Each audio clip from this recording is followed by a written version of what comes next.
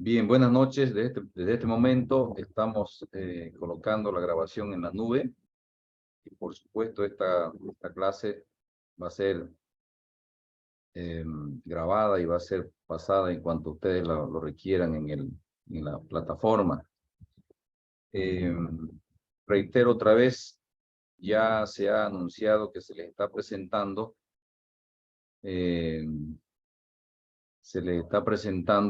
el trabajo final de esta materia, de este módulo, que ya tuvimos la oportunidad de hablar de en qué consiste.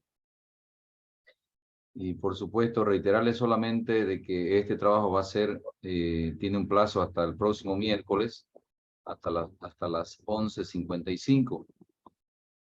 Y el trabajo no es muy difícil. El trabajo tiene un máximo de 3 páginas y si quieren ampliarlo lo pueden hacer, pero no hay mucho requerimiento porque de lo que se trata es encontrar una situación problemática de la aplicación de una norma expresa o específica del Código Procesal Civil en relación a las clases de resoluciones de qué se trata, de cualquiera de los procesos que se encuentran contenidos en la estructura del código.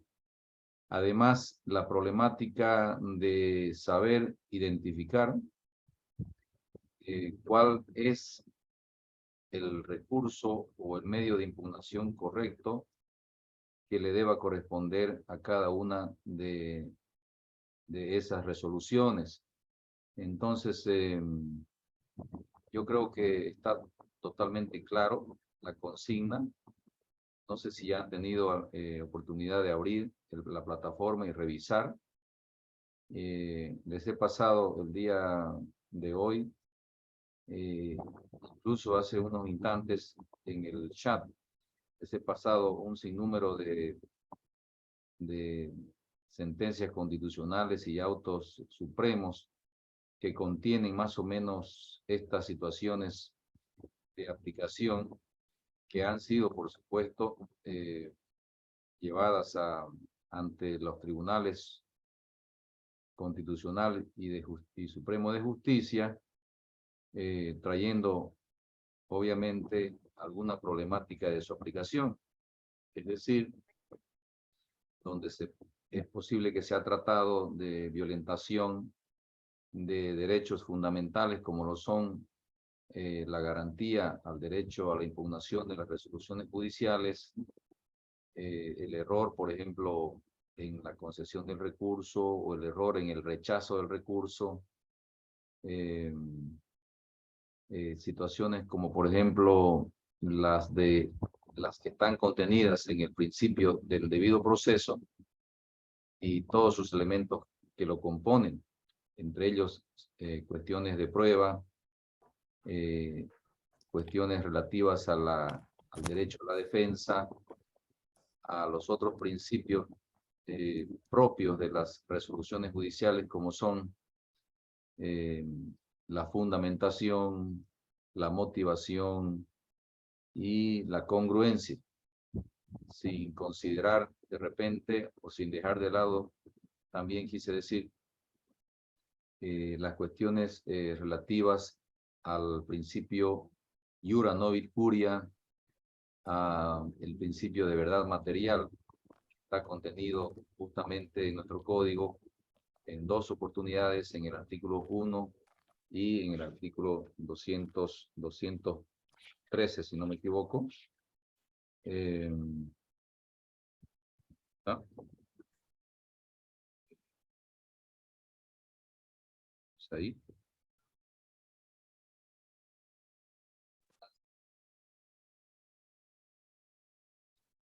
Se me ha ido el artículo, pero lo voy a buscar enseguida. Si me ayudan, por supuesto, para que podamos ir analizando dentro de un momento. Entonces, esa es la consigna del trabajo que corresponde realizar. No es muy difícil, vuelvo a reiterar, y creo que no es necesario que, como lo han hecho en el chat, que estén solicitando una prórroga en el plazo, porque desde ya creo que ya pueden empezar a trabajar. Tienen el día lunes, si es que no lo hacen el fin de semana, hasta el miércoles, creo que es un tiempo suficiente, y yo creo que pueden despachar con este trabajo.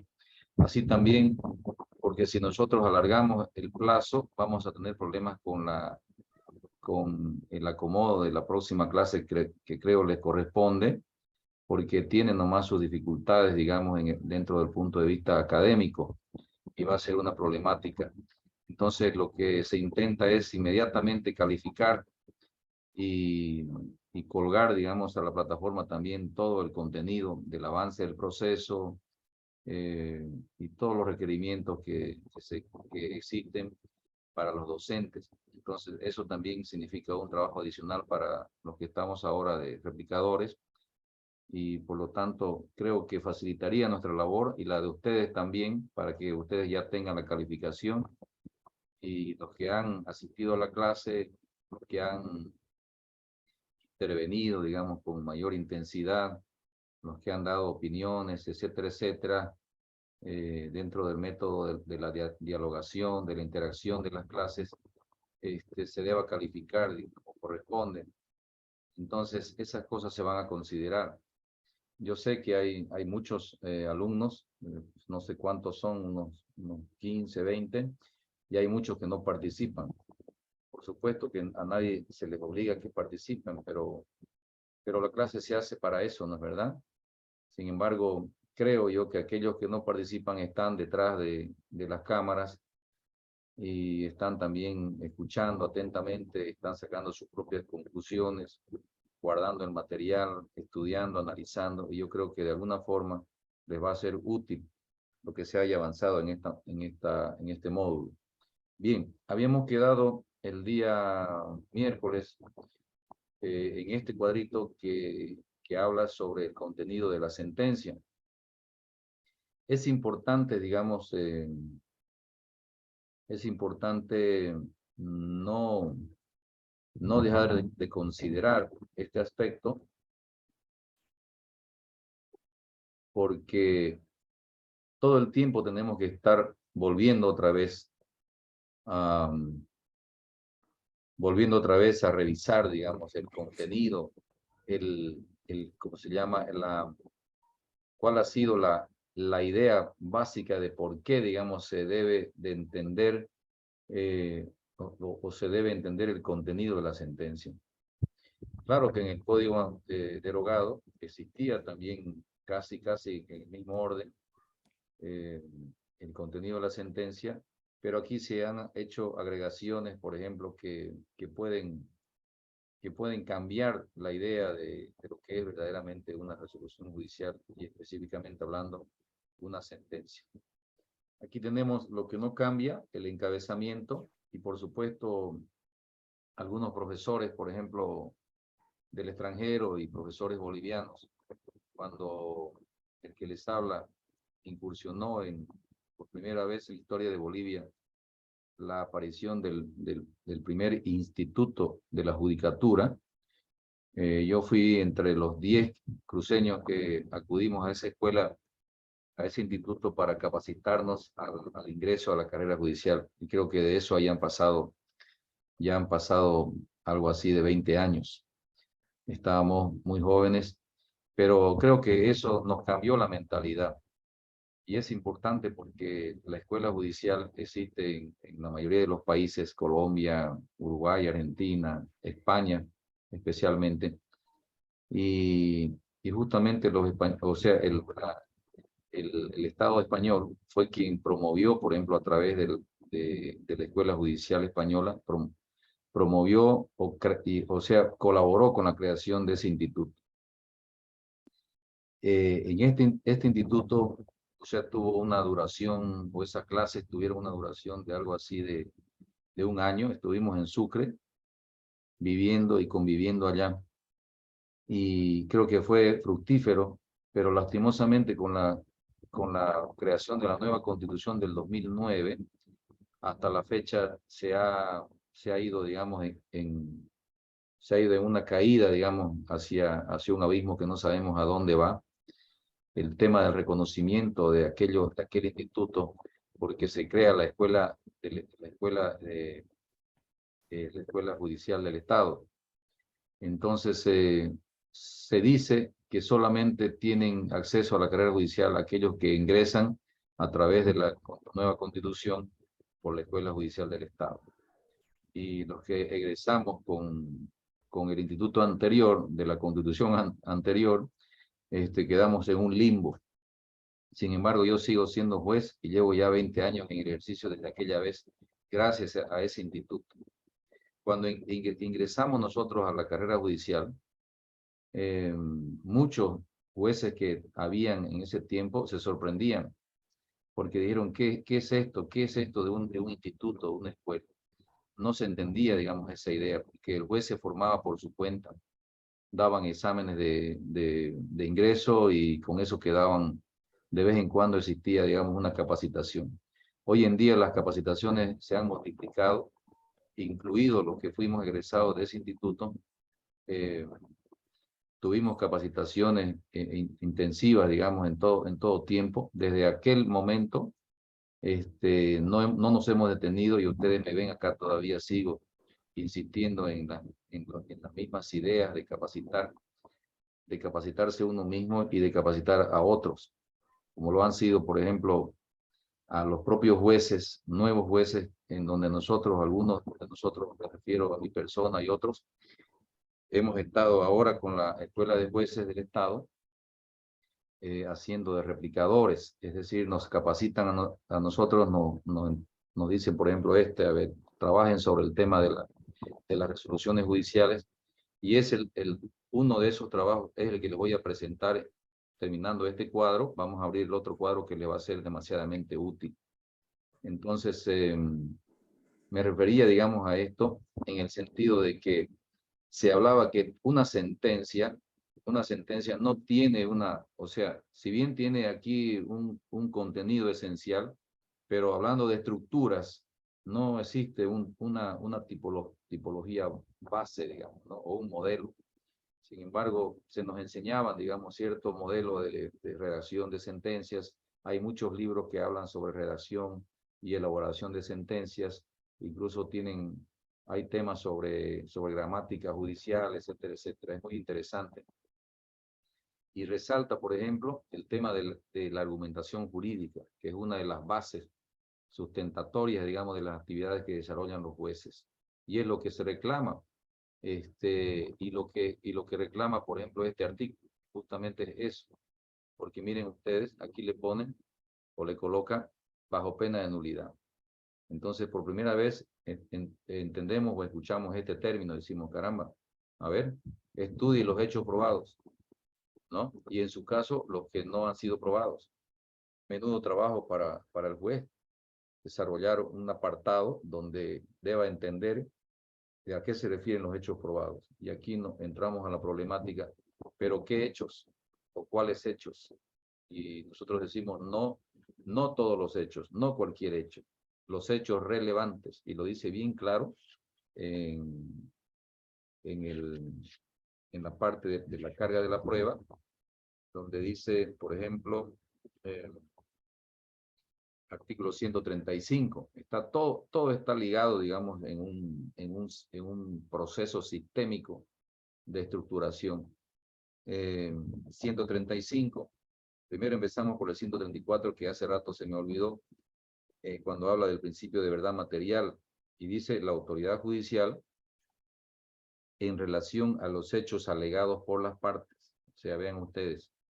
Y bueno, es una redacción de repente corta, una redacción de que ha sido tomada del Código General del Proceso Uruguayo, o ha sido una incursión propia, digamos, de los proyectistas del Código, cuando habla de que la autoridad judicial en relación a los hechos alegados. Y aquí estamos hablando claramente del tema hechos en el proceso. Porque, como les dije el día anterior, cuando una persona, por ejemplo, en el caso del demandante, el demandante plantea su demanda Pero ¿qué es lo que hace? Según el 110, la primera obligación que tiene es exponer los hechos. Y si nos vamos al artículo 110, dice en el numeral 5, primero, el bien demandado. O sea, el bien demandado viene a ser su derecho de uno, el derecho subjetivo, el derecho que le otorga la ley. Por ejemplo, el derecho de propiedad viene a ser un derecho y ese al mismo tiempo viene a ser un bien. No nos olvidemos las ideas de cuando nos enseñaban derechos reales, nos decían de que había una diferencia entre cosa y bien. La cosa o res que se hablaba en el derecho romano antiguo, venía a ser como el objeto o como el bien demandado. Sin embargo, bien significa, también viene del término latino que significa bene, significa algo que le reporta una utilidad o un valor económico a la persona. Entonces, el bien demandado, designándolo con toda exactitud.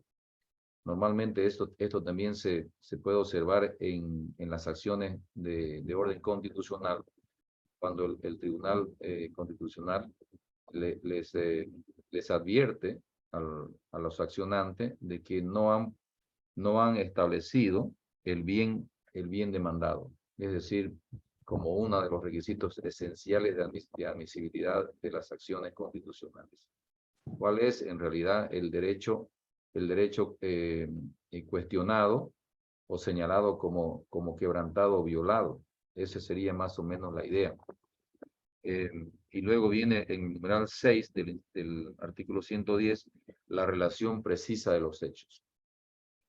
Y el Código General del Proceso Uruguayo señala en relación a esto la relación precisa de los hechos, numerándolos cada uno de ellos. O sea, le agrega, digamos, la obligación de que habría que numerarlos para mayor claridad. Y bueno, en muchos de los abogados que redactan demandas, normalmente numeran los hechos, pero la mayoría no lo hace. A veces nos encontramos ante redacciones de demanda que tienen una gran cantidad de textos y a veces es totalmente desordenado. No entendemos, por ejemplo, eso del hecho que va en una relación cronológicamente ordenada. Sería interesante que se maneje desde ese punto de vista. La relación precisa de los hechos. Y entonces, ¿qué es lo que se juzga en el proceso? ¿O qué es lo que se trata de demostrar a través de las pruebas? Por eso es que en el 134, volviendo otra vez hacia adelante, hablamos del principio de verdad material. Los hechos alegados por las partes, los hechos afirmados por las partes. Y yo decía, los hechos se afirman, pero para que se reputen como verdad, ¿no? Deben ser contrastados con la realidad.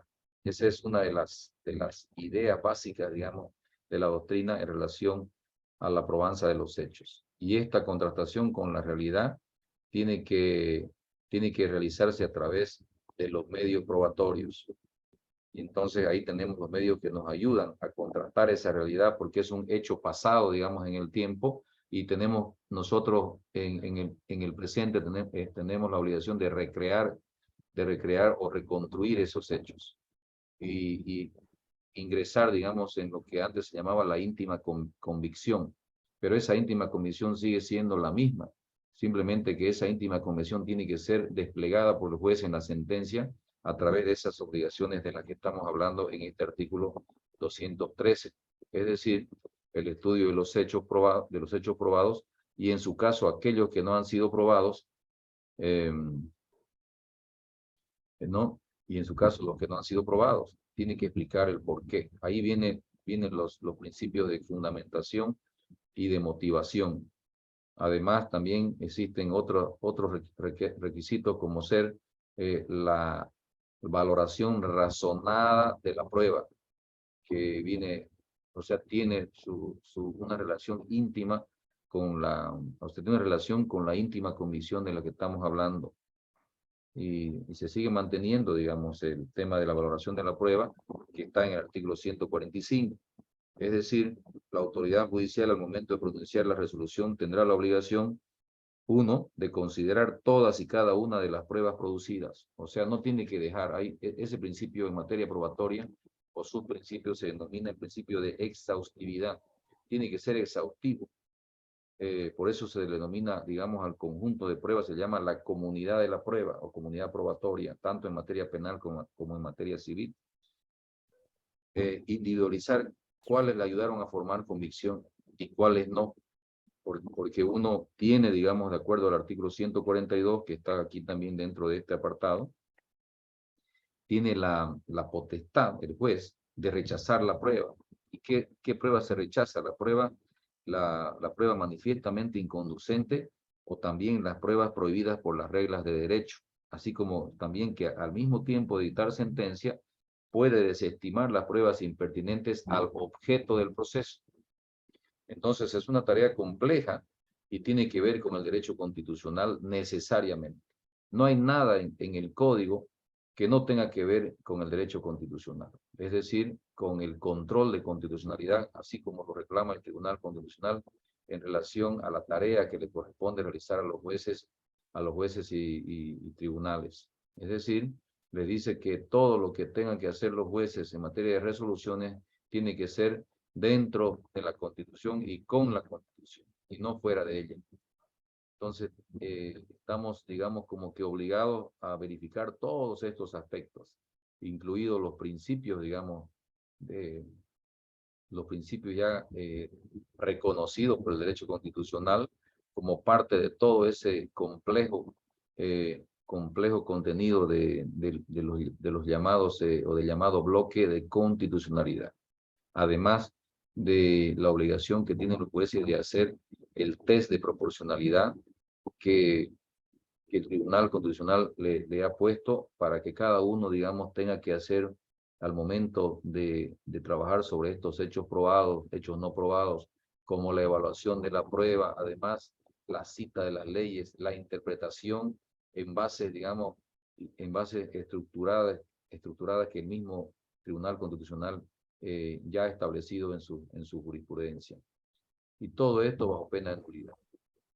Entonces, cuando hablamos de pena de nulidad, estamos hablando de que es posible que en el recurso, o sea, yo dicto una sentencia hoy día, notifico a las partes, hay alguno que se siente agraviado y puede decir, ah, caramba, el juez ha omitido este punto 3 del artículo 213, que quiere decir que está sometiendo a nulidad su sentencia, porque no ha hecho evaluación de la prueba, no ha citado las leyes, etcétera, etcétera.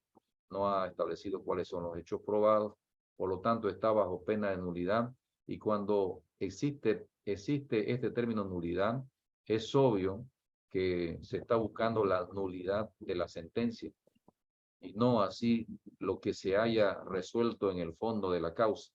Y por lo tanto, si se presenta el recurso de apelación y si versa sobre el tema de la omisión del numeral tercero, les abre la competencia automáticamente a los vocales de las salas civiles para resolver en el recurso de apelación todos estos aspectos y los obliga, diríamos así, en cuanto sea necesario, los obliga a declarar la nulidad de la sentencia y restituir o reenviar la sentencia hacia el juez de origen para que dicte una nueva sentencia y corrija todas estas omisiones. Caso contrario que no lo haga, está abierta la vía de la acción constitucional de amparo, en donde ahí hemos visto que la mayoría de las sentencias que ustedes tienen y muchas otras constitucionales en realidad trabajan sobre estos casos. O sea, todo el tiempo están hablando, primero, cuando ustedes ven la técnica de resolución de las sentencias constitucionales que yo observo,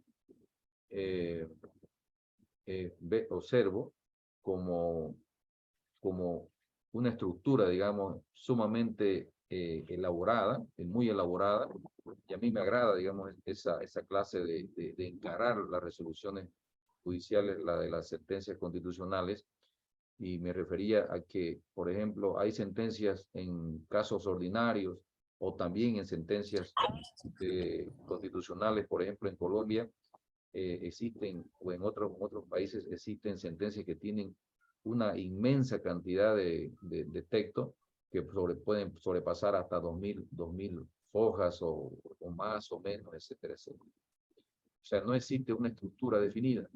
Cada juez y cada abogado tendría que pensar siempre en eso. Lo que es importante es tratar de detectar que exista el cumplimiento de estos contenidos. Y especialmente este del que estamos hablando. Porque también lo de la parte resolutiva, cuando habla de decisiones claras, positivas, precisas, etcétera, es obvio, digamos, que pueden haber omisiones, pero tienden a ser complementadas a través de la función que el mismo código le establece, y que les da a las partes la posibilidad de pedir las complementaciones, las aclaraciones en el plazo de 24 horas. Es importante, por ejemplo, este tema de la complementación de la sentencia, porque hace también a ¿cómo se llama? En materia de amparo, cuando no se ha reclamado en su debido momento, hace a la improcedencia manifiesta de la acción, ¿no? Porque si, por ejemplo, si la parte consiente y no reclama sobre algún tema específico, por más que no tenga que ver, digamos, en el fondo, o si tiene en el fondo con mayor razón, y no reclama nada en el primer momento en que puede pedir la complementación, la aclaración o la enmienda, entonces el tribunal le dice, no podemos nosotros acoger la acción porque ha habido una convalidación de actos. Y tampoco podría ser, por ejemplo, que en el recurso de apelación se tenga que hablar de alguna situación que no ha sido reclamada oportunamente. Me refiero al principio de subsidiariedad en las acciones constitucionales, que también se maneja en el amparo constitucional, así como que creo lo he estado viendo en las acciones de libertad y, por supuesto, en otras clases de acciones constitucionales. Entonces, es interesante. Estaba hablando yo, por ejemplo, de la necesidad de la prueba. Por ejemplo, las afirmaciones de hecho, fíjense ustedes, hablaba yo de afirmación, y también se habla en la doctrina de la doble afirmación, que quiere decir que si el demandante afirma un hecho y el demandado lo confirma ese mismo hecho, quiere decir que ambas partes han confirmado la existencia del hecho, y ya desde ese momento se elimina el hecho de formar parte del objeto de la prueba. Y entonces volvemos otra vez al 135, las afirmaciones de hecho efectuadas por una parte que fueren relevantes. Por eso yo siempre estoy tratando de mantener este término relevantes, incluido en el tema de la intervención de terceros con interés legítimo, que quiere decir que cuando uno tiene un interés legítimo, está en la obligación de demostrar ese interés en el proceso en donde pretende ingresar, pero esa demostración tiene que ser en relación a un interés relevante, no a cualquier interés. O dice, o controvertido. Controvertido significa negado por la parte contraria. Controvertido desde algún punto de vista. Por ejemplo, decir que no es cierto la afirmación del demandante, porque incluso puede incorporar otro hecho que tiene relación con el presentado por el demandante, otro hecho que puede digamos, que puede tener un resultado distinto al final del proceso. Entonces, y luego señala también, requieren prueba los hechos expresa o tácitamente admitidos si así lo dispone la ley. O sea, no siempre lo que se admite se excluye de la prueba, porque si la ley establece, por ejemplo, de que hay un hecho que se ha admitido, de alguna forma se requiere, digamos, que sea sometido a la prueba. Lo importante aquí es entender, digamos, este apartado tercero, cuando habla de estudiar los hechos probados y en los casos los no probados, evaluando la prueba. Pero también cuando habla de hechos hay que hacer una evaluación, porque cuando nosotros nos remitimos al artículo 366, cuando hablamos de la audiencia preliminar, vemos que que la audiencia, el artículo 366 ha establecido justamente las actividades de la audiencia preliminar, y entre esas actividades, aparte de las otras, está el numeral 6 que dice la fijación definitiva del objeto del proceso. Además, la determinación, el ordenamiento y el diligenciamiento de los medios de prueba admisible. O sea, vamos a hacer un trabajo. Vamos primero a establecer o a determinar el objeto del proceso.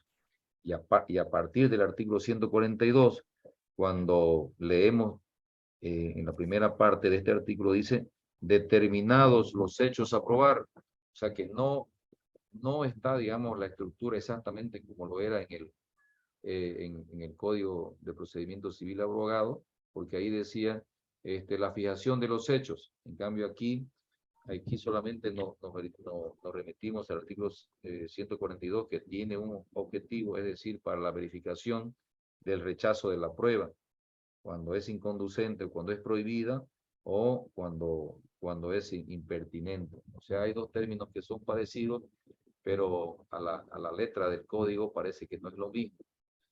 Entonces vemos que en el artículo 366, cuando estamos por establecer o fijar definitivamente el objeto del proceso, ahí es donde nosotros tenemos que tomar el trabajo con mayor seriedad. Ahí tenemos que darnos cuenta de qué es lo que vamos a admitir y qué es lo que vamos a fijar previamente, porque aquí es donde ingresa a formar parte el principio de congruencia, además del principio de iura novit curia, porque por ejemplo se puede haber, digamos, o puede no haber, disculpen, puede no haber el juez, digamos, o puede haber omitido el juez al momento del ejercicio del control de la demanda, al momento de admitirla o de pedir una observación o de hacer alguna observación o de rechazarla. Y si es que al juez se le pasa esa figura, como que normalmente, y es lo que se reclama, digamos, en muchos de los casos de los jueces actualmente, y entre nosotros también nos hemos estado reclamando en reuniones, en cursos de capacitación, lo que estamos hablando. Es decir, que el juez tiene que tener mayor cuidado en el tema de la admisión de la demanda. En el tema de, por ejemplo, de verificar si existe, por ejemplo, una adecuada postulación de la demanda, si las pruebas están presentadas, aunque ello no signifique prejuzgamiento, hacer un análisis de improponibilidad de la demanda o de algunas circunstancias que haga, por ejemplo, a la dictación de la sentencia definitiva. Que quiere decir que, por ejemplo, si se plantea una demanda de reivindicación, a veces simplemente nos limitamos a verificar que el demandante ha presentado su título de propiedad a través del alodial, digamos, actualizado, donde se puede evidenciar la matrícula y el apartado de dominio, en donde se ve que esa persona en el último asiento, él aparece como propietario. Después presentan los planos, etcétera, etcétera, y sin embargo, no nos damos cuenta de que hay que analizar el tema de la admisión de la demanda desde el punto de vista de quién va a ser el demandado, porque la demanda de reivindicación se hace se admite o procede siempre cuando existe un propietario frente a una persona que no es propietario. Caso que el demandado, digamos, resulte al final o en el interín del proceso, resulte como propietario, o se puede admitir la demanda, correr traslado de la demanda, esperar la contestación del demandado, el demandado contesta y dice, señor juez, yo también soy propietario de ese mismo inmueble y aquí están mis títulos. Entonces, ¿cuál ha sido la omisión ahí? La omisión del control de la admisibilidad de la demanda.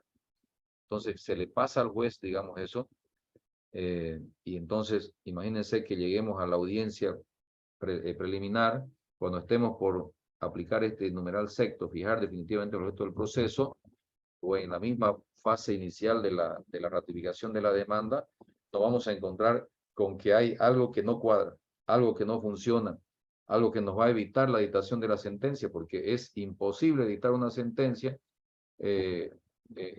con base en una pretensión o demanda de reivindicación solamente cuando existe el demandante propietario y cuando existe también el demandado propietario. El Tribunal Supremo de Justicia ya ha resuelto muchos casos de esto, donde han habido, digamos, errores en la aplicación, en el desarrollo o tratamiento del proceso y en la aplicación de la ley. Tiene que ver mucho con el principio iura novit curia, que quiere decir el juez conoce el derecho, y reclaman los tribunales señalando que los jueces tienen la obligación de verificar de que ellos son los que conocen el derecho, por lo tanto están en la obligación de resolver la causa, pero resolverla de acuerdo, digamos, a los criterios de tutela judicial efectiva, de debido proceso, etcétera, etcétera. Es interesante entonces hacer todo este análisis, porque yo venía pensando siempre en el tema de que cuando nos ponemos a hablar solamente de resoluciones judiciales, en realidad, digamos, creo que involucra todo el procedimiento en sí y todo el derecho procesal, incluido el derecho civil. Por eso, el abogado que tiene que, por ejemplo, tomar un caso de su cliente, tiene que darse cuenta de cuáles son sus capacidades verdaderamente, o sea, propiamente hablando, para no estar, digamos, divagando en el interín del proceso en la fase escrita, ni tampoco cometiendo errores al plantear demandas inútiles, demandas incongruentes, demandas improcedentes o improponibles. De manera, y también debemos también mejorarnos en el tratamiento del sistema de la oralidad. Es decir, así como que veo que hay muchos, digamos, que cuando damos alguna clase en derecho procesal civil, hay muchos abogados que en realidad su fuerte es el derecho procesal penal.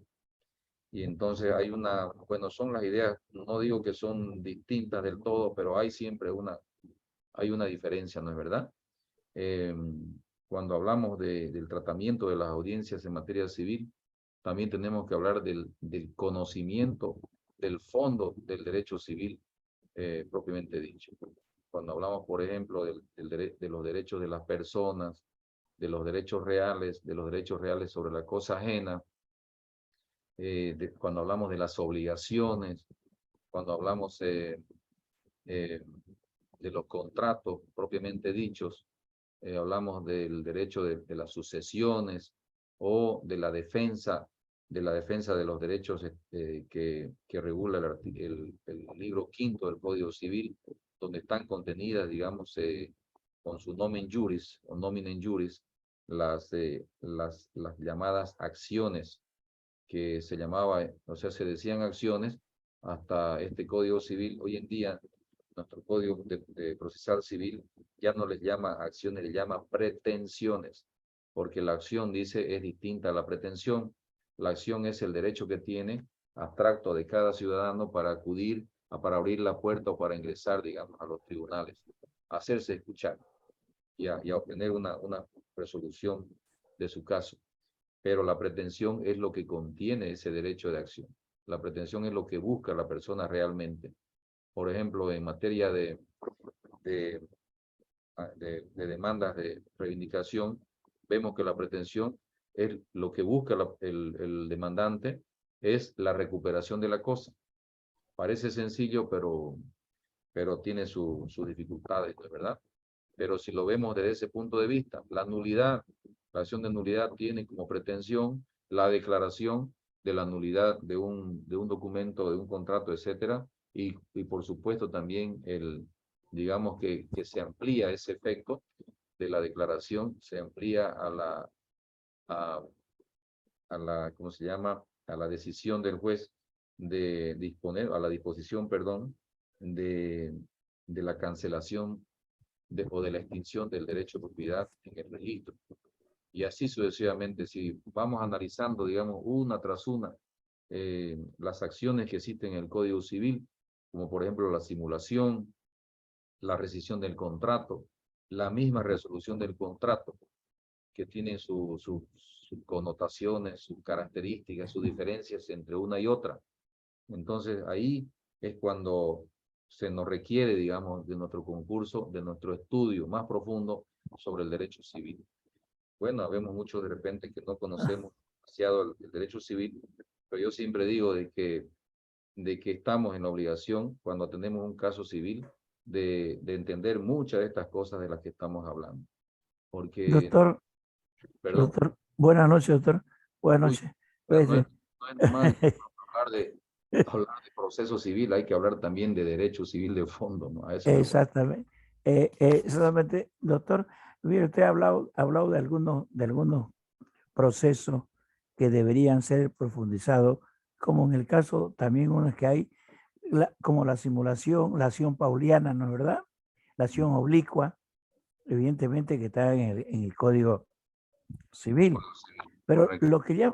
lo que llama la atención en la acción pauliana es que hay, ahora he visto una demanda que sí, dice la acción pauliana, se demandará al tercero, ¿no es verdad? Al que ha recibido la cosa.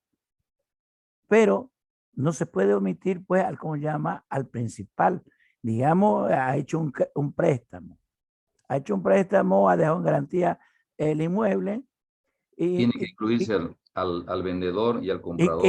exactamente, en este caso no lo incluye, dice, porque ahí dice al tercero, ¿no es verdad? Y sin Claro. embargo, más abajito dice, para efecto de la cosa juzgada, se debe citar a ¿cómo se llama, no? Al deudor, se debe citar. Y Igual que si no lo hace, no la lo nulidad de la incluye. venta, por ejemplo, lo mismo. Ajá, No, es, a veces se demanda solamente al que es nuevo propietario, el comprador, pero se olvidan del vendedor, ¿no? O exacta. viceversa, se demanda al vendedor y se olvidan Eh, del eh, comprador eh, y actual propietario. entonces, aquí hay una demanda ya defectuosa de entrada nomás, porque no se está incluyendo, ¿cómo se llama? Lo que corresponde. No se va a pelear con el tercero que es comprador. Puede ser de buena fe, ¿no es verdad? A Ujú. título gratuito, como lo hemos mencionado Hay una anteriormente. presunción, o sea, hay una presunción de la ley que dice bien claro y la jurisprudencia lo ha resaltado. Yo les he pasado jurisprudencia al Sí, respecto y yo quisiera que se refieran a alguien que tome ese tema como parte de su trabajo. O sea, eso que acaba de decir usted, digamos, esa presunción de buena fe del comprador, que eso está, digamos, en el Código Civil, está totalmente claro. ¿No es verdad? así es. Adelante. Además, Pueden, además, pueden hay- hablar, no hay problema, su Renato y todo, porque estamos en un espacio de dialogación, no hay problema. exactamente, doctor. A eso yo iba, evidentemente. No incluirlo al, como llama al deudor, sería una demanda defectuosa, porque no se puede pelear con el tercero, el comprador de buena fe, sin Claro, incluirlo al que por el supuestamente efecto. hubiera cometido el hecho, ¿no es Correcto. verdad? Adelante, doctor Jaén. Creo que tiene levantada la mano. Sí, doctor, buenas noches, ¿cómo Buenas está? noches, distinguido doctor. Doctor, justamente lo que decía el doctor Francisco, y la verdad que yo estoy con esta duda ya desde que he comenzado diplomado, ¿no? Eh, el caso es el siguiente. Una persona se hace prestar el dinero y deja en garantía un vehículo. Lastimosamente, el señor, por desconocimiento, no lo registra en tránsito. ¿Cuál señor? El acreedor, Claro. Esa es una eh, parte, disculpe doctor, esa es una de las partes fundamentales de nosotros, digo yo los civilistas, en el sentido de que siempre cuando nos expresemos, digamos las cosas correctas. Por ejemplo, a veces dice el señor, la señora, no, el acreedor, el deudor, el comprador, etcétera, etcétera, y ahí se ubica uno. ¿Está bien? muchas gracias, doctor. Sí, Ya, voy a eso, corregir. ya. Entonces, el acreedor por desconocimiento no registra el préstamo en oficinas de tránsito. No, Entonces, el no deudor, registra la hipoteca. la hipoteca, exacto. Ese es otro Eh, término en- correcto, ya. No registra la hipoteca. Bien. entonces, el deudor aprovecha esa situación para vender el vehículo que Ya. estaba como garantía. Estaba en Eh, garantía solamente en el documento, pero no lo registraron. exacto, exacto, no lo registra. Y Ya. ya cuando se inicia el proceso ejecutivo, se ve, ¿no? Se manda se libra el mandamiento de embargo. Una vez librado, se logra ubicar el vehículo y Se secuestra. se da cuenta, ¿no? El acreedor de que el vehículo ya estaba a nombre de otra persona, había sido transferido un Ya. mes antes que se cumpla la obligación. Un mes antes que se cumpla la obligación, correcto. Entonces, ahí es mi duda, ¿no? Claro, el Código Civil en el artículo 1446, uno de sus requisitos en el numeral 3 dice que en los títulos, que en los actos a título oneroso, el tercero conozca el perjuicio que el acto ocasiona al acreedor. Entonces, esa parte es un poco difícil probarlo para que uno, la demanda sea admitida, porque bueno, lo Ah, único que hemos llegado a averiguar es que el vehículo valía unos $10,000, pero el señor lo ha vendido, el deudor lo ha vendido en menos de $3,000, porque se estaba deshaciendo de todo para escaparse, porque debe un montón, ¿no? Entonces, sí, ¿cómo, sí, sí. digamos, se Pero puede? de hecho, desde ya, digamos, o sea, a ver, el tema de la jurisprudencia la acción, esta es la acción pauliana, ¿no es verdad? O revocatoria, ¿no? Porque ha habido un acto de disposición en fraude del acreedor, ¿no es verdad? Eso es. Exacto, doctor, Ya, exacto. bien. Entonces, ¿y cuál es, digamos, la idea de la jurisprudencia?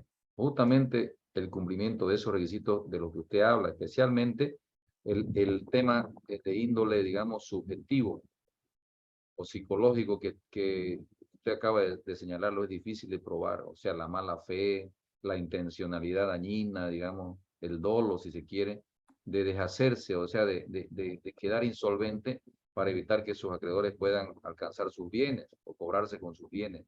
Creo que esa es la idea, digamos, esa es la idea de donde nace la acción pauliana.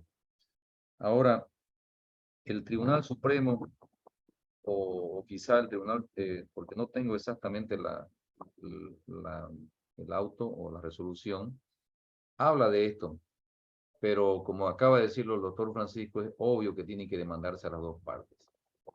Y de alguna forma habría que buscar el elemento ese mala fe o dolo, si se quiere. Habría que buscarlo. Pero desde ya, una de las características, digamos, de la jurisprudencia en relación a este tema es de que no importa si la transferencia, o sea, no importa si por decirlo así, con mayor razón si es una hipoteca específica, o sea, una prenda o una hipoteca de un bien o de un vehículo, con mayor razón, imagínese que usted trate de venderlo. Pero para eso, para el caso de que exista, por ejemplo, garantías específicas como son la hipoteca y la prenda, la ley se encarga de proteger, como lo es el 1360 del Código Civil, que dice que la hipoteca, o sea, tiene dos poderes que le da al acreedor, ¿no es verdad? El derecho de persecución y el derecho de preferencia frente a cualquier tercero. Entonces, de hecho, la hipoteca y la prenda desde ya tienen, digamos, una protección de la ley. O sea, lo que quiere decir que si yo deudor y bueno, lo que intento es deshacerme de mis bienes para no pagar, entonces se lo vendo a mi hermano el bien, incluso antes de que se cumpla el plazo, entonces ese acto va a ser ineficaz.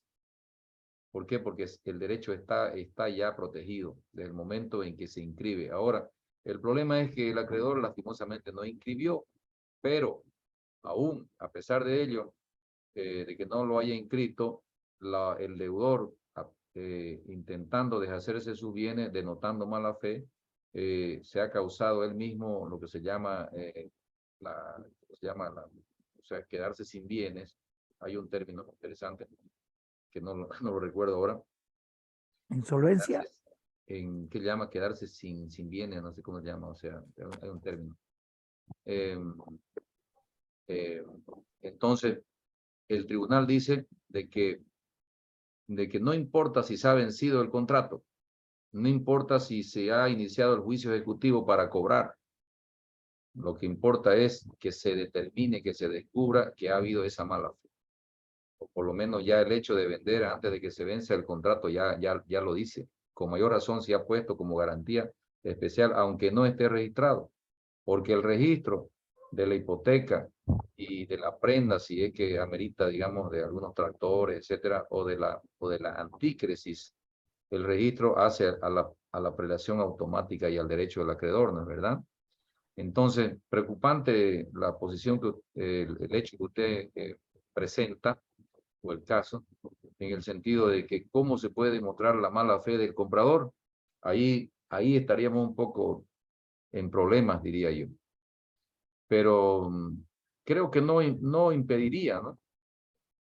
No impediría el inicio de la acción para ver si es que se logra el resultado al final. Porque se pueden obtener medios probatorios, y aquí viene la pregunta, ¿con qué medios probamos eso? Creo que esa fue su pregunta, la de usted, ¿o no es así? Exacto, doctor. ¿No? O sea, ¿con qué medios probamos la mala fe del vendedor y del comprador al mismo tiempo? ¿No? ¿Por qué? Porque hay un principio de que el que compra siempre se presume la buena fe.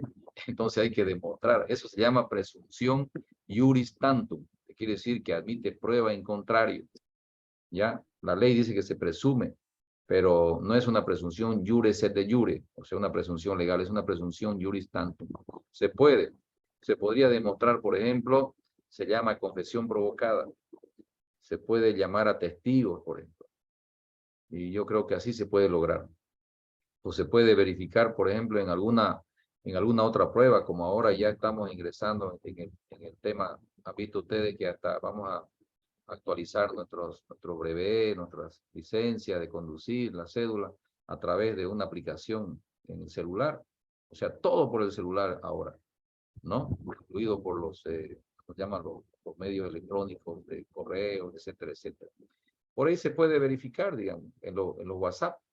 No está lejos, digamos, de que y ya se está incorporando esta prueba, la de los ¿cómo se llama? Screen, que se llama, Screen decía, una empresa, los screenshots, o sea, las comas de la pantalla,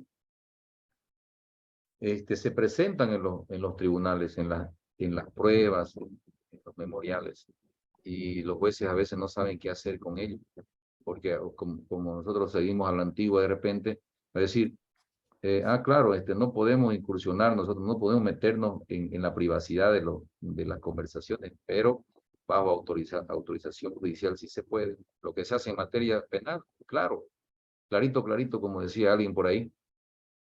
En materia penal, lo primero que se hace es eso. Se pide autorización, se pide a las empresas verificación de todos esos detalles, se pide a un perito para que analice, digamos, ¿cómo se llama? El programa del celular, y ahí pueda descubrir si es que hay alguna noticia, alguna comunicación que diga cualquier cosa de esa, ¿no? Por ejemplo, puede ser que haya una conversación entre vendedor y comprador que diga, hermano, vos sabés que estoy en deuda y necesito deshacerme de mis bienes. Entonces, ¿acaso eso no sería una prueba? Y si el otro recibe esa comunicación, entonces el otro ya es receptor de la mala fe del vendedor, y por lo tanto él es encubridor de esa mala fe también. No sé si estoy, digamos, ¿cómo se llama?, especulando con el tema, pero yo les hablo por la experiencia de lo que nos pasa a diario en los tribunales. De repente un poco mayor la experiencia nuestra que la que muchos de ustedes no están teniendo en materia civil, por ejemplo. ¿Le parece? Sí, Sí, evidentemente, está bien, doctor, muchas gracias. evidentemente, doctor, eso es, claro, son elementos importantes para demostrar la mala fe y sobre todo el comportamiento del comprador, ¿no? Del comprador, del que ya ha receptado ya, porque estaba en complicidad, en combinación con el vendedor. Tiene que demostrarse esa vinculación, ¿no es verdad? Para demostrar que ese contrato simulado fraudulento, ¿no es verdad?, tiene que ser revocado o anulado y volver para atrás. Pero si no se demuestra en ese sentido, si no ha sido un tipo fortuito que lo vio y lo compró, pagó el dinero en efectivo y puso su nombre porque tenía esta valorial, por ejemplo, que vaya y verifique a derechos reales y está real, no tiene hipoteca. Cualquiera lo va a comprar, ¿no es verdad? Hasta lo va a hipotecar una cooperativa, lo puede recibir, ¿no es verdad? También hay una negligencia Una negligencia, exactamente. del propio acreedor. Vamos a Porque utilizar una hoy, palabra, doctor, güey lerdo toma agua turbia, ¿no es verdad? Que ah, dice, es por quedarse así atrás. es. Entonces, Así es. Muchos estamos, casos que se ven en materia civil donde se observa negligencia de alguna de las dos partes, siempre. Y uno en la audiencia, por eso digo que la audiencia es tan importante, porque los americanos dicen el procedimiento de discovery, o sea, el discovery trial, el procedimiento donde dice que es para descubrir. Y realmente esta audiencia preliminar del 366 es importantísima porque ahí uno se empapa de todo ahí. Ahí están las partes, ahí ya se sabe quién es quién ahí. Por ejemplo, el otro día yo tuve que vino el representante de la demandante y alegaba falsedad, alegaba falsedad del documento, digamos como que estaba disfrazada la venta de un préstamo, y esa era su alegación principal. Vean ustedes, y a uno le entra la duda, uno dice, caramba, ¿cómo, cómo si yo soy el vendedor y he ido al notario y he firmado un instrumento público, cómo voy a alegar la nulidad de que en realidad era un préstamo disfrazado de una compraventa? Para alegar, por ejemplo, simulación, o sea, la propia parte, ¿entiende, no? La propia parte que se benefició aparentemente con el dinero de la compra. Entonces viene el representante de la señora y no comparece personalmente. Y vean ustedes lo que dice el 365, que es importantísimo. 365, su primera parte dice, convocada la audiencia preliminar, las partes, dice, comparecerán en forma personal y no se estila, salvo, por ejemplo, el Código Procesal Civil de Costa Rica, que nosotros hemos copiado, o sea, esta misma norma del Código General del Proceso Uruguayo. ¿Por qué personal, digamos? Porque, vean ustedes, viene el representante y más adelante dice, excepto o salvo motivo fundado que justifique la comparecencia por representante. Y siempre uno pregunta al representante, se sienta, señor juez, ¿usted quién es? Sí, yo soy el abogado y soy el representante de la demandante. Ah, correcto, está muy bien. Muéstreme su poder. ¿Tiene facultades para conciliar? Sí, tengo facultades para conciliar. Ahora, dígame usted, ¿dónde se encuentra la demandante? Es que ella actualmente ahorita no puede venir, o sea, no dice nada. Normalmente esa justificación debería ser, por ejemplo, es una persona mayor de 90 años, no, o sea, está imposibilitada de moverse, o está con COVID, o algo por ahí, ¿no? O está de viaje, o vive en los Estados Unidos, o sea, cosas por ese lado. Pero yo le digo, pero la señora, ¿qué edad tiene? Tiene 82 años, bien. Y ella puede venir a la audiencia, ¿tiene algún impedimento? No, es totalmente cuerda, es totalmente sana. Entonces, por favor, dígale a la señora que comparezca. Yo voy a suspender la audiencia por este motivo y yo quiero que ella esté aquí presente. Para que diga su verdad. Porque el representante acaso va a decir, acaso tiene la vivencia que tiene su propio, ¿cómo se llama? Su propio poder dante. No. Incluso en las conciliaciones. Cuando ya estamos hablando de conciliación y le preguntamos, ¿cómo ve usted? ¿Usted es posible que se pueda reducir, por ejemplo, el interés del 3% al 1%? Mire, tengo que preguntarle nomás a mi cliente, lo que pasa es que yo no puedo meterme en sus cosas personales de ella. ¿Es correcto? No. Por eso, el Código General del Proceso de Costa Rica dice, no hace esta exigencia como la hacemos nosotros. Y creo que es correcta la exigencia de este código, que comparezcan. Y siempre yo lo digo eso en la audiencia, yo prefiero que estén las partes de forma personal para que así hablen frente a frente y se miren cara a cara, ¿no? Y así el juez también va a conocer de primera mano, hay un principio ahí de inmediación. Los costarricenses dicen, por representante con poder suficiente para que concilie, y listo. O sea, como era antes, digamos, como era la idea de nosotros. Y hay muchos que todavía piensan que con tener el poder es suficiente y basta y se sientan a la audiencia sin darse cuenta de estas otras circunstancias. Entonces les contaba que en la próxima audiencia comparece la señora y cambió la figura. Totalmente, radicalmente cambió. En ese instante lo que se hizo fue conciliar porque se aclararon las cosas y sabe que se descubrió que había nomás un préstamo. Era verdad. Pero como ahorita aquí el doctor Renato y el doctor Francisco estamos diciendo, a ver, pero es difícil probar, porque el abogado es como un mago, ¿no? Como ni el técnico mago, aquel que puso 15 jugadores y le dijeron el mago, ¿se acuerdan, no? El abogado tampoco no puede ser mago y no tiene con qué mecanismo, digamos, demostrar. Y o sea, hay barreras en el procedimiento. Sí es cierto que hay principios para ampliar, pero también a veces decimos que no funciona. En ese caso no iba a funcionar la simulación, pero como la audiencia es para eso, entonces el juez aplica, digamos, técnicas y utiliza otros mecanismos de paz social y no sé qué más. Y entonces se busca influir, digamos, en las partes para que puedan solucionar su problema. Entonces lo solucionaron fácilmente por la vía de la conciliación.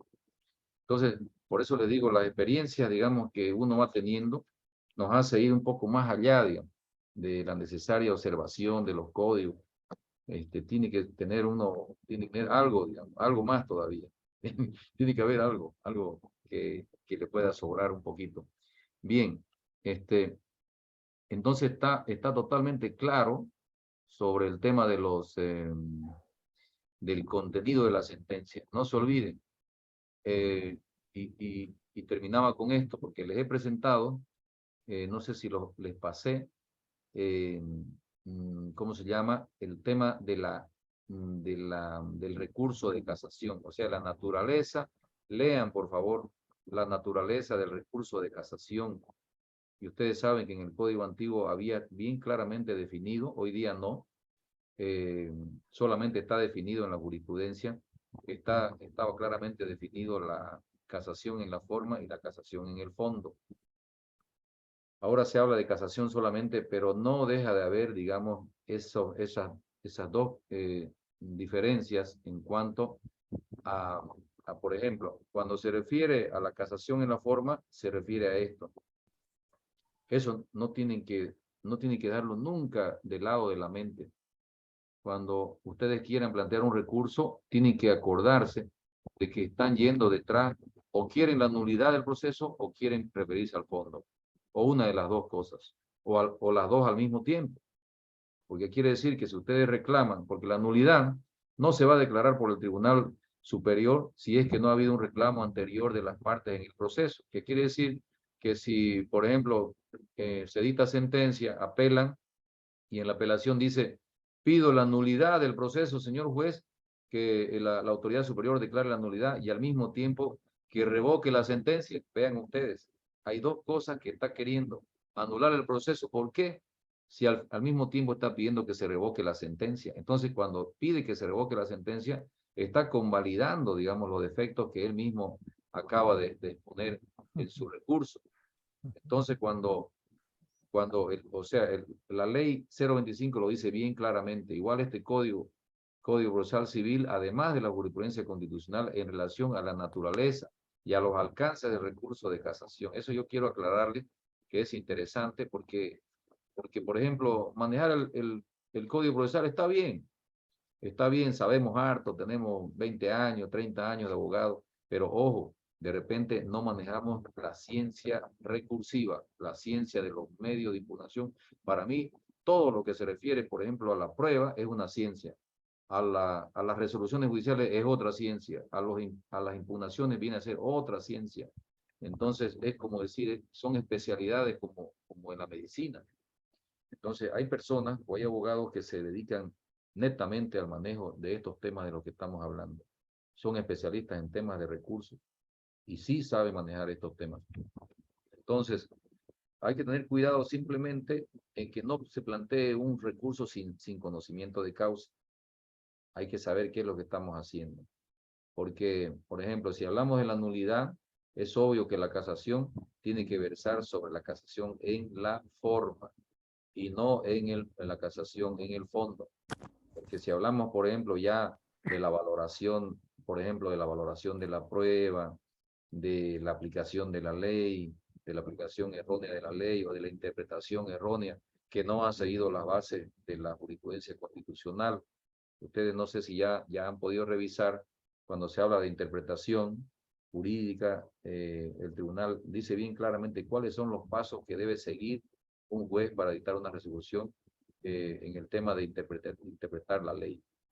¿No es verdad? Entonces, esos temas, digamos, hay que aclararlos y definirlos y mejorarlos desde el punto de vista del tema de los recursos. Bien. Todos estos otros temas ya no los creo importante desarrollarlos porque ya hemos hablado sobre.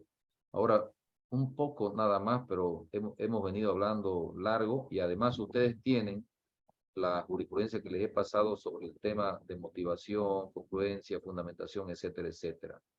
¿Ya? Simplemente reiterarlo nada más que la congruencia consiste en una correspondencia o relación estrecha entre lo solicitado por las partes y lo considerado y resuelto por el jugador. Aquí tiene que ver este famoso iura novit curia, y no, este es un concepto, digamos, simple, deben haber más todavía en la jurisprudencia, revisemos. Se habla de congruencia interna, congruencia externa. Y no solamente algunos dicen la congruencia es en cuanto a lo que piden las partes y lo que resuelve el juez, sino también existe incongruencia en la misma decisión, en el mismo texto de la sentencia, porque puede haber incongruencia en lo que juzga verdaderamente el juez, en el objeto mismo en que consiste el juzgamiento, y está totalmente, digamos, desconectado, por decirlo así, de la prueba, o desconectado del resultado final. O sea, esa es la llamada incongruencia o congruencia interna de las sentencias. Luego viene la motivación, que viene a ser como el razonamiento lógico jurídico, cuando se emite una resolución en el sentido que lo hace, digamos. ¿Qué razonamiento lógico jurídico? Ahí opera la lógica, digamos, clásica. Esto de la lógica tiene que ver mucho con el tema de la interpretación, de las técnicas de interpretación que actualmente están de moda en trabajos, digamos, muy modernos, que creo que ahorita es algo, como decir, es el boom en la ciencia del derecho. La filosofía jurídica, la diferencia que hay o los cuestionamientos que se hacen, digamos, a la aplicación de los principios versus las reglas jurídicas, etcétera, etcétera. Es muy interesante, digamos, ya y muy profundo, pero creo que sí o sí nos obliga a meternos en este tema de estudiar sobre temas de argumentación jurídica. Entonces, el juez que motive tiene que ingresar también a exponer, por ejemplo, doctrina, jurisprudencia, tiene que poner en práctica, por ejemplo, esos test del que habla el Tribunal Constitucional cuando se trata de argumentar o de establecer, por ejemplo, la proporción entre los derechos de los cuales se juzga.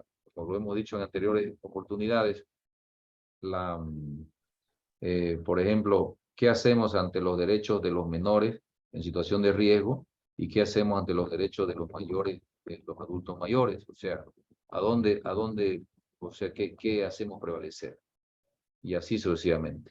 La fundamentación, expresar la ley, ¿no? Citar la ley, interpretarla, aplicarla adecuadamente, hablar también de precedente constitucional, los principios de derecho, etcétera, etcétera. Y la exhaustividad, que consiste en que emita una resolución. Cuando se emite la resolución hay que examinar y resolver todos y cada uno de los puntos controvertidos. Y ahí entra o los hechos controvertidos. Ahí entra, por ejemplo, a formar parte de la carga de la prueba, la carga estática de la prueba, la carga dinámica de la prueba, el tema de la comunidad de la prueba, el tema también de la actividad probatoria de oficio que dispone el artículo 24, cuando el juez es capaz, digamos, de verificar que en el proceso no se ha podido de alguna forma cumplir las partes o cumplir por las partes, perdón, el tema del ofrecimiento probatorio y que llegue ¿cómo se llama?, al límite de la suficiencia para poder demostrar la existencia de un hecho, de manera que el juez ahí se puede abrir cancha, se puede dar la oportunidad de decir, bueno, señores, me parece que ahora vamos a requerir, porque hay una circunstancia que todavía no está clara. Antes se decía en el derecho romano el non liquid, o sea, no líquido, no lo tengo claro, decían, no está claro en mi mente. Y se da, digamos, a menudo, y eso se aplica, a veces el juez, digamos, lo hace de oficio, no digo en la fase de postulación o escrita de la causa, pero lo puede hacer en la fase de la audiencia preliminar o en el interín de la audiencia complementaria, cuando se puede evidenciar, digamos, que hay un hecho que falta por aclararse. No sé si a alguien le ha ocurrido eso, que algún juez, por ejemplo, les ha dicho a las partes, bueno, vamos a buscar, por ejemplo, el expediente del juzgado 5 o del juzgado 5. Traigamos el expediente, porque la afirmación que usted acaba de hacer, y bueno, y en su demanda lo ha hecho, pero no se consideró de que dependiendo de esa resolución, tendríamos la resolución de este caso. O sea, ahí ya opera, digamos, la prueba de oficio del juez. O sea, la potestad plena del juez, la autoridad plena del juez. Entonces, quien les habla, por ejemplo, en muchas ocasiones ha utilizado esa facultad, pero explicándoles claramente a las partes, de manera que se convierte en un sistema de dialogación conjunta y de interacción, de forma que puede ser que en algún momento se ha entrado en un acuerdo, digamos, un acuerdo, pero no firmado, pero un acuerdo entre las partes, porque, por ejemplo, si el juez dice, me parece que para establecer, por ejemplo, el cálculo de los intereses a partir del año 2001, 2002, lo que sea, vamos a requerir del trabajo de un perito, ¿no? Porque hasta donde vemos, ni siquiera, digamos, el contador de la empresa, de la una parte, ni la otra parte, nos han dicho en realidad cuál es el monto del que se está hablando. Entonces dicen, sí, estamos de acuerdo, señor juez, absolutamente con eso, y se ordena la pericia. Entonces está cumpliendo lo que se denomina la iniciativa probatoria del juez. Y también se puede hacer, por ejemplo, una pericia de arquitectos, pericia de ingenieros, pericias contables, se pueden exigir, por ejemplo, informes del municipio, se pueden pedir copias legalizadas de los notarios, copias legalizadas de ciertos expedientes, de manera que se pueda, digamos, trabajar sobre esas pruebas. No es que se entienda que se va a modificar, digamos, o se quiere modificar el resultado, lo que se quiere es complementar las pruebas que ya existen, porque es obvio, digamos, cuando se demanda, se presentan las pruebas, y esas pruebas a veces son claras en relación al derecho, pero no completas.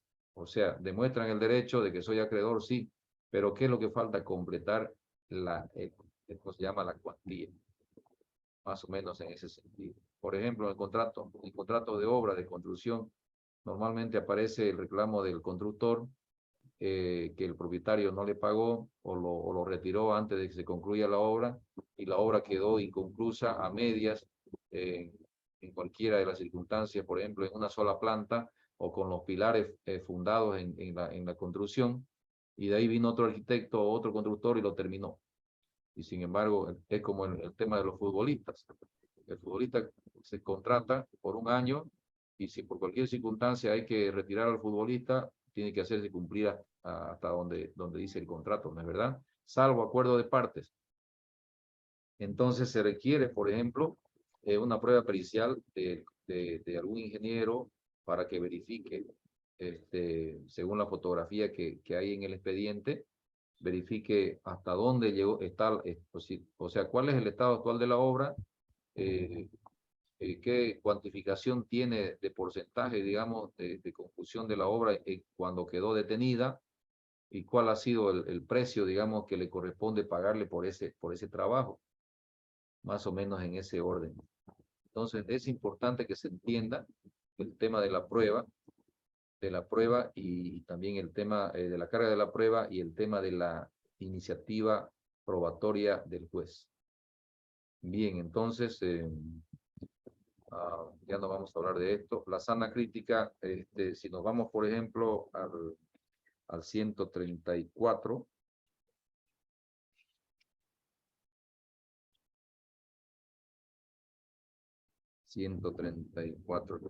perdón, 145, y aquí vemos: la autoridad judicial al momento de pronunciar la resolución tendrá la obligación, no dice deberá, es una obligación, de considerar todas y cada una de las pruebas producidas, individualizando cuáles le ayudaron a formar convicción y cuáles fueron desestimadas, fundamentando su criterio.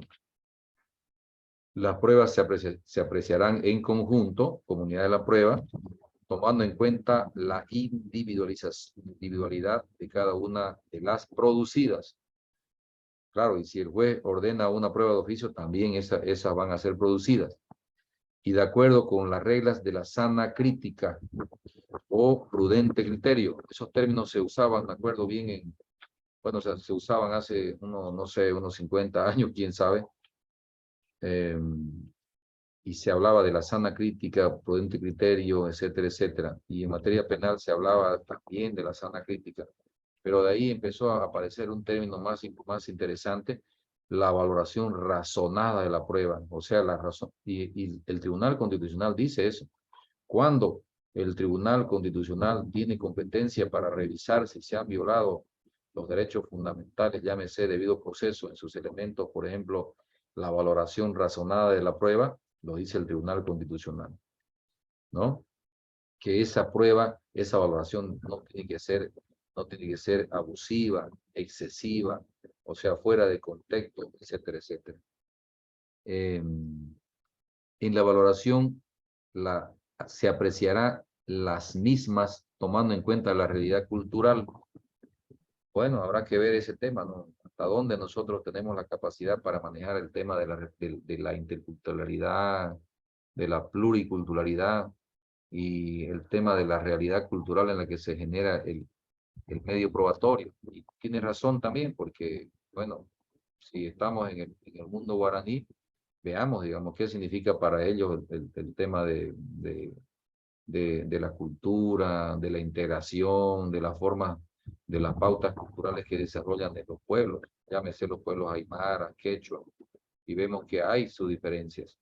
Y obviamente, por ejemplo, en el mundo aymara, con el mundo quechua, se denotan, digamos, esas situaciones culturales que se dan a diario, y se reclama también de los jueces que interaccionen con el tema, especialmente con el idioma y con la idea de tomar en cuenta sus propias realidades. Mientras tanto, nosotros acá en Santa Cruz, como estamos en una ciudad y no hemos salido hasta más allá de 100 kilómetros, porque hasta 100 kilómetros, digamos, de aquí, en Cabezas, por ejemplo, ustedes ingresan ahí al pueblo y van a ver que hay comunidades guaraní que hablan guaraní, son originarios. Y nosotros acá en la ciudad no tenemos ni idea de lo que significa, o sea, la conformación de los demás, de las demás culturas, salvo, digamos, que alguno de nosotros haya estudiado guaraní o haya estudiado de quechua o aymara, pero estudiamos para pasar, digamos, la materia y después como requisito, pero después nos olvidamos del idioma, nos olvidamos de la cultura, digamos, de que existen pueblos cerca de nuestra jurisdicción, pero no las consideramos, o sea, no las tomamos en cuenta, ni siquiera nuestras autoridades. Y bueno, por lo menos ahora, digamos, a los chicos se les está dando clases de guaraní, de quechua, etcétera, etcétera. Bien, entonces, aquí están los elementos de la sana crítica, la lógica, y aquí, ¿qué se habla, digamos, de la lógica de la identidad, el tema de la contradicción, de la razón suficiente? O sea, son todas esas técnicas que se usan para poder, digamos, utilizarlas y sean útiles para resolver un caso particular. del tercer excluido, y aquí están las explicaciones, y también las máximas de la experiencia. Algunos dicen que hay que saber aplicar las máximas de la experiencia, o sea, son las reglas de la vida, en el que el juez, por ejemplo, consciente o inconscientemente recurre, sin darse cuenta que lo está haciendo. Pero bueno, todo este tema, digamos, es un conjunto, un conglomerado que tiene que operar, digamos, en los elementos de la razonabilidad que se usan para explicar, por ejemplo, en la motivación y en la fundamentación. Los conocimientos científicos, la libre o la íntima comisión de la que hablaba al comienzo. Entonces, y aquí está la íntima comisión, lo tienen en este cuadro ustedes, les rogaría que lo lean, el libre albedrío solamente para una cita, como decía este profesor, la acción judicial, dice Castellana, basada en el libre albedrío, otorgado a los jueces una libertad inusual en la preparación y responsabilidad de sus sentencias. Por ejemplo, yo soy de la idea y de repente quizá van a concordar conmigo. Yo he escuchado algunos comentarios, y no por hablar mal de nadie, en el sentido de que, y eso también tiene que ver con el numeral primero de la actividad de la audiencia del Código Procesal de Costa Rica, señala bien claramente, dice, en la primera actuación de la audiencia, dice, el juez dice, informará a las partes de las pretensiones deducidas y de las que han sido excluidas. Entonces, mientras nosotros tenemos eso, para establecer el objeto del proceso, lo tenemos en la actividad número 6. O sea que hemos pasado por un montón de situaciones hasta llegar al final a eso, como algo concluyente. No sé cuál de las dos situaciones será mejor, si el de Costa Rica o el de Uruguay o el de Bolivia. Sin embargo, he escuchado que hay algunos que cuando abren la audiencia, o sea, realizan el estudio minucioso de las pruebas y les informan a las partes, bueno, vamos a determinar el objeto de la prueba y entonces se les informa que la prueba del demandante son estas. O sea, le dice ya cuáles son las pruebas admitidas y cuáles son las pruebas no admitidas. De repente no se explica muy bien, digamos, en el sentido de informarles, y uno queda, digamos, así como con una incógnita, un signo de interrogación. ¿Qué pasó? Y mi prueba número 1, ¿por qué la excluye? ¿Entienden, no? Entonces, va a generar un sistema de problemática, de aplicación de las pruebas en el proceso, y también va a generar un sistema problemático en el mismo sistema oral de la audiencia, porque el abogado lo primero que va a hacer, la palabra, señor juez. Entonces, y el juez le va a decir, no al lugar, usted quédese en silencio, o guarde silencio, por favor, porque ya yo he tomado mi decisión. O sea, entienden, ¿no?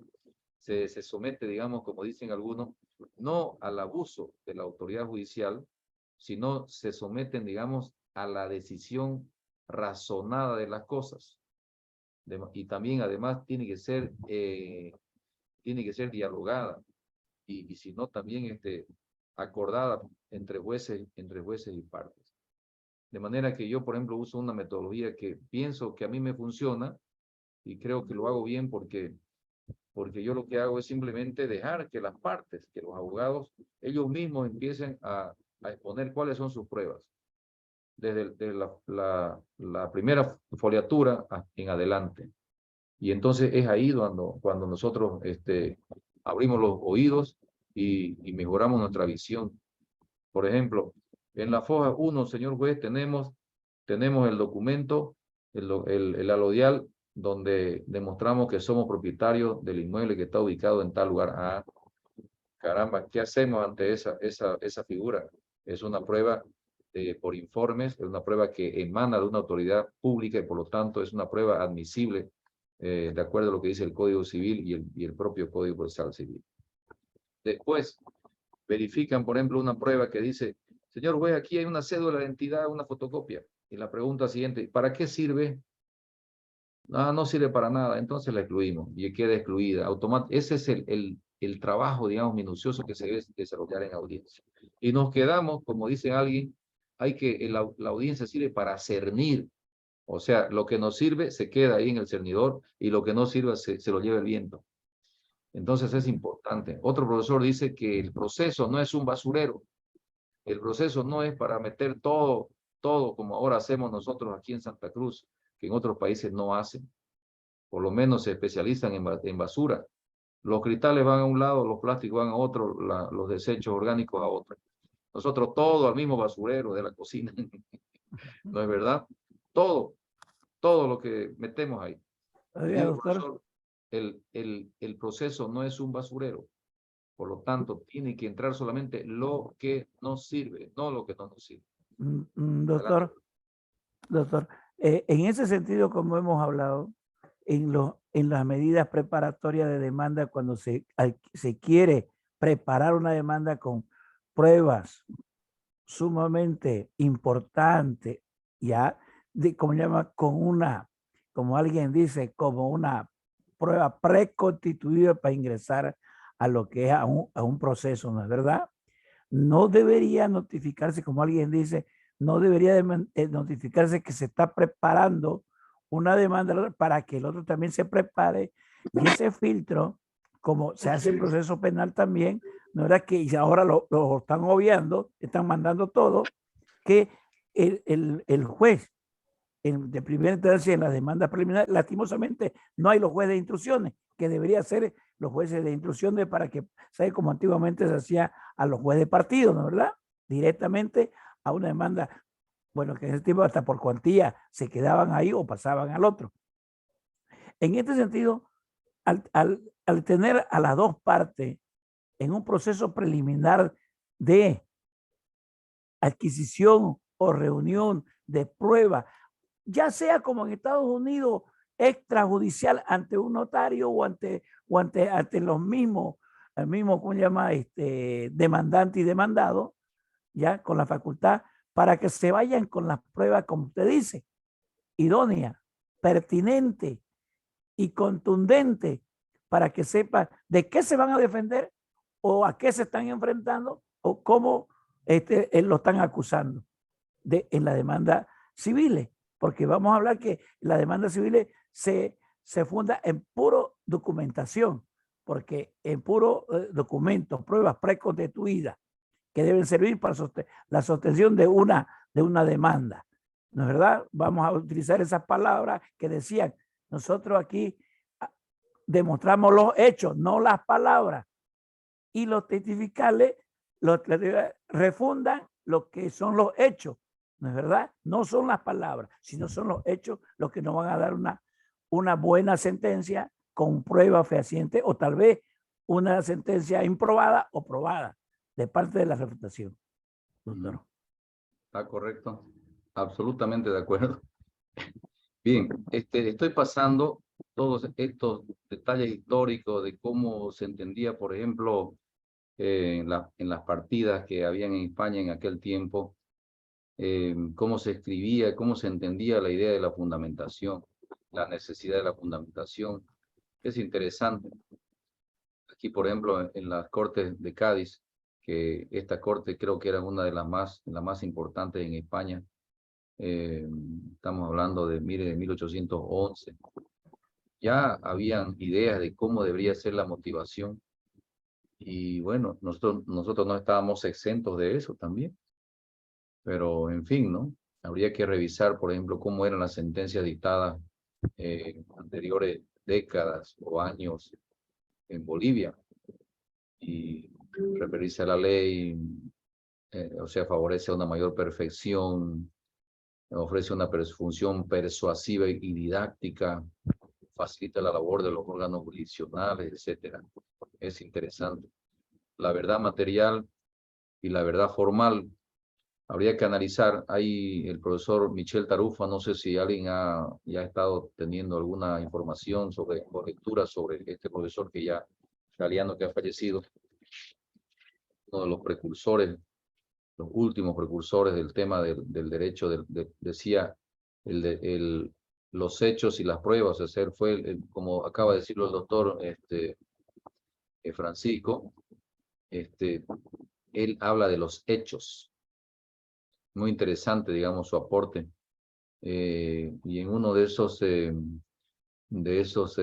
exposiciones que hace, que yo me recuerdo, dice, en realidad no existe ni verdad material, ni verdad 1, 2, 3, o sea, no existen muchas verdades, ni clases de verdades, solamente existe una sola verdad, que es la verdad. Entonces, bueno, hablar de verdad material es muy complejo, ¿no? Hablar de verdad formal, si el mismo código dice, o sea, tiene que ir tras la verdad material, pero al final después dice, usted tiene que, pero ¿sobre qué, digan? Sobre las pruebas producidas en el proceso. Y otros dicen que las pruebas que se producen en el proceso son la verdad formal, porque no hay otro, dicen el profesor Tarufo, eso dice, la prueba siempre va a versar sobre lo que se haya hecho en el proceso y nunca fuera del proceso. O sea, todo lo que incursionemos al proceso, esa va a ser la verdad. Que nos acercamos a una verdad, como dice material, mejor hubiéramos dicho una verdad ideal, porque eso va a ser casi como una tarea imposible. El juez, yo creo que nunca va a acercarse a la verdad absoluta de las cosas. Por lo menos va a tener una convicción de que más o menos fue así, ¿no? De acuerdo a las pruebas porque incluso hasta en medidas cautelares y antes en materia penal se decía eso también. Se hablaba de una probabilidad, digamos, de un acercamiento a la verdad, o sea, con mayor grado, con menor grado, así se enseñaba. Pero vean ustedes acá, como dice aquí, la verdad material será posible siempre y cuando se respeten las reglas normativas de producción y valoración. Ahí podemos decir, ah, caramba, por lo menos hemos hecho lo mejor que hemos podido. Hemos querido alcanzar la verdad. Además dice, la producción y valoración aportadas y producidas en el proceso, no en cualquier otro lugar. Plasmado en una resolución final, cuál es la sentencia. Pero esa sentencia también tiene que ser, como hemos dicho, cumpliendo todos los requisitos de lo que hemos hablado. Entonces, por ejemplo, nosotros estamos ya acostumbrados a decir, señor juez, por verdad material. Yo creo que ese no es el concepto, ¿no? Por verdad material. Simplemente hay que decir, señor juez, una observación que quiero hacer. No necesariamente utilizar el término verdad material para todo, digamos. ¿No? Que porque yo tengo el documento, que puede ser que pruebe un hecho, pero puede ser también que no lo pruebe. Por lo tanto, la verdad material es un principio. No necesariamente tiene que ser alegado en todo momento del proceso. ¿No es verdad? Ahora, nulidad procesal. Para llegar a la verdad material, se utilizan las reglas de la sana crítica. Hay que evitar la violación en los procesos y los procedimientos. Y entonces ingresamos a la nulidad de los procesos. Ya hemos hablado hace rato. La nulidad es una herramienta jurídica procesal que permite cumplir la finalidad de que los actos sean jurídicamente eficaces. La eficacia como principio del órgano judicial y del proceso civil, la eficacia como principio está ligada necesariamente a las nulidades procesales. Entonces, queremos que el juicio, el proceso sea eficaz.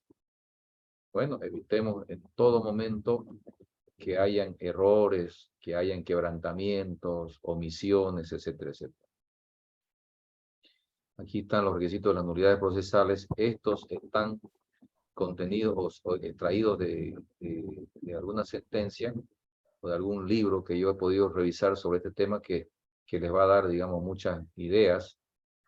La sentencia, la fundamentación de la sentencia, la congruencia, la subsunción que se usa, por ejemplo, se usaba antes en los criterios de la fundamentación de la sentencia, hablábamos de subsunción simple y llanamente, como se lo hace en materia penal.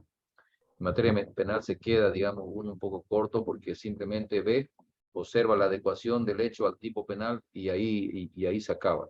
Sin embargo, para nosotros tenemos que revisar un sinnúmero de situaciones, como por ejemplo el derecho de propiedad, por ejemplo, los elementos del derecho de propiedad, la posesión que incluye los actos del ejercicio de explotación económica de los bienes, los principios que informa el Código Civil en relación, por ejemplo, a la prioridad, prioridad de los registros, el principio de publicidad, el principio de oposición erga omnes, o sea, que implica, por ejemplo, inscribir primero mi derecho en el registro, se opone contra todos, o sea, un sinnúmero de situaciones complejas que hace de alguna forma que este término subsunción haya quedado un poco de lado y se lo ha dejado, digamos, para simples casos o casos simples. Eso lo dicen, por ejemplo, los profesores o maestros en argumentación jurídica, porque hay dos sistemas de elaborar, digamos, un esquema de interpretación, la de los casos difíciles y la de los casos fáciles. Para los casos fáciles se usa la subsunción, es decir, cuando hay algo que no amerita dificultad, decimos, bueno, el artículo tanto dispone tal cosa y por lo tanto se tiene probado. Por ejemplo, un ejemplo de subsunción que se me viene a la mente así fácilmente, rápidamente, perdón, es ¿cómo se llama? El usufructo.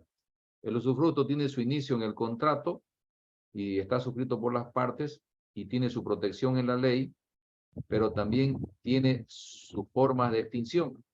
Y una de las formas de extinción del usufructo es el fallecimiento del titular del usufructo. Entonces, ahí no necesitamos hacer, digamos, ninguna elaboración argumentativa, ni algún test de valoración o de proporcionalidad, etcétera, etcétera. Simplemente lo que hacemos es una subsunción de la adecuación de un hecho a la norma. O sea, verificamos con el certificado, mientras no sea falso, por supuesto, de defunción, y vemos que ha fallecido la persona titular del usufructo, por lo tanto se adecua a la norma que implica la extinción del usufructo y ordenamos la cancelación. ¿Les parece? Ese ejemplo, digamos, que cae como anillo al dedo para el caso de la subsunción. Bien. Hay otros términos más que tengo por acá. Y con eso creo que vamos a terminar en esta parte. Vamos a pasar a otro. Voy a dejar de compartir. Y abrimos el otro.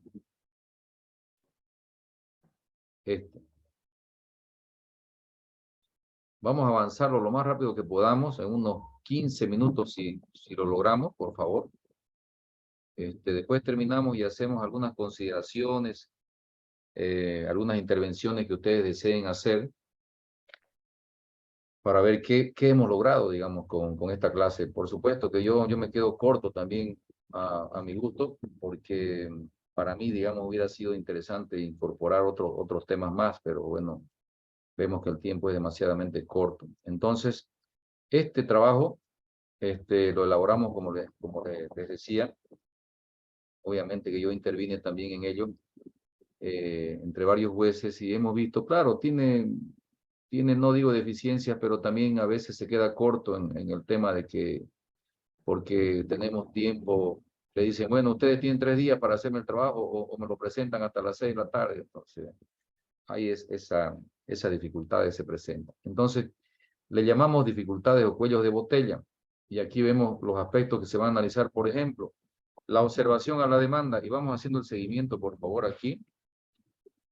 Vayan ustedes, por favor, el artículo 113, lo van a ir revisando. En el numeral primero, el 113, cuando habla de la demanda defectuosa. ¿Y qué tipo de resolución, por ejemplo, en el numeral primero, le corresponde que se dicte? ¿Qué tipo de resolución? Dice, ¿dónde estamos? Si la demanda no se ajuste a los requisitos del 110, se ordenará la subsanación de los defectos en el plazo de 3 días.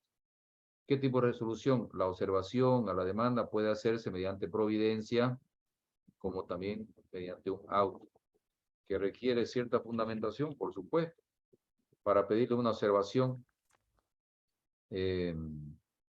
Entonces, de eso se trata. Entonces, es posible que dictemos una providencia cuando la cosa es demasiadamente fácil, o un auto cuando ya merite una explicación mayor. Bien.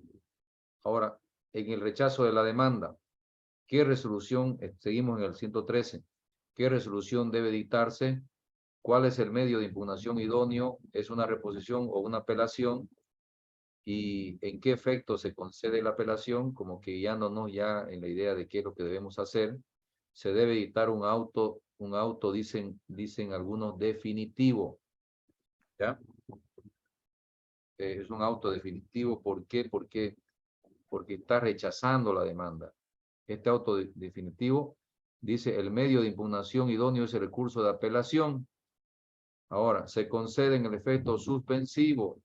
¿Por qué? Porque es un auto definitivo, ¿ya?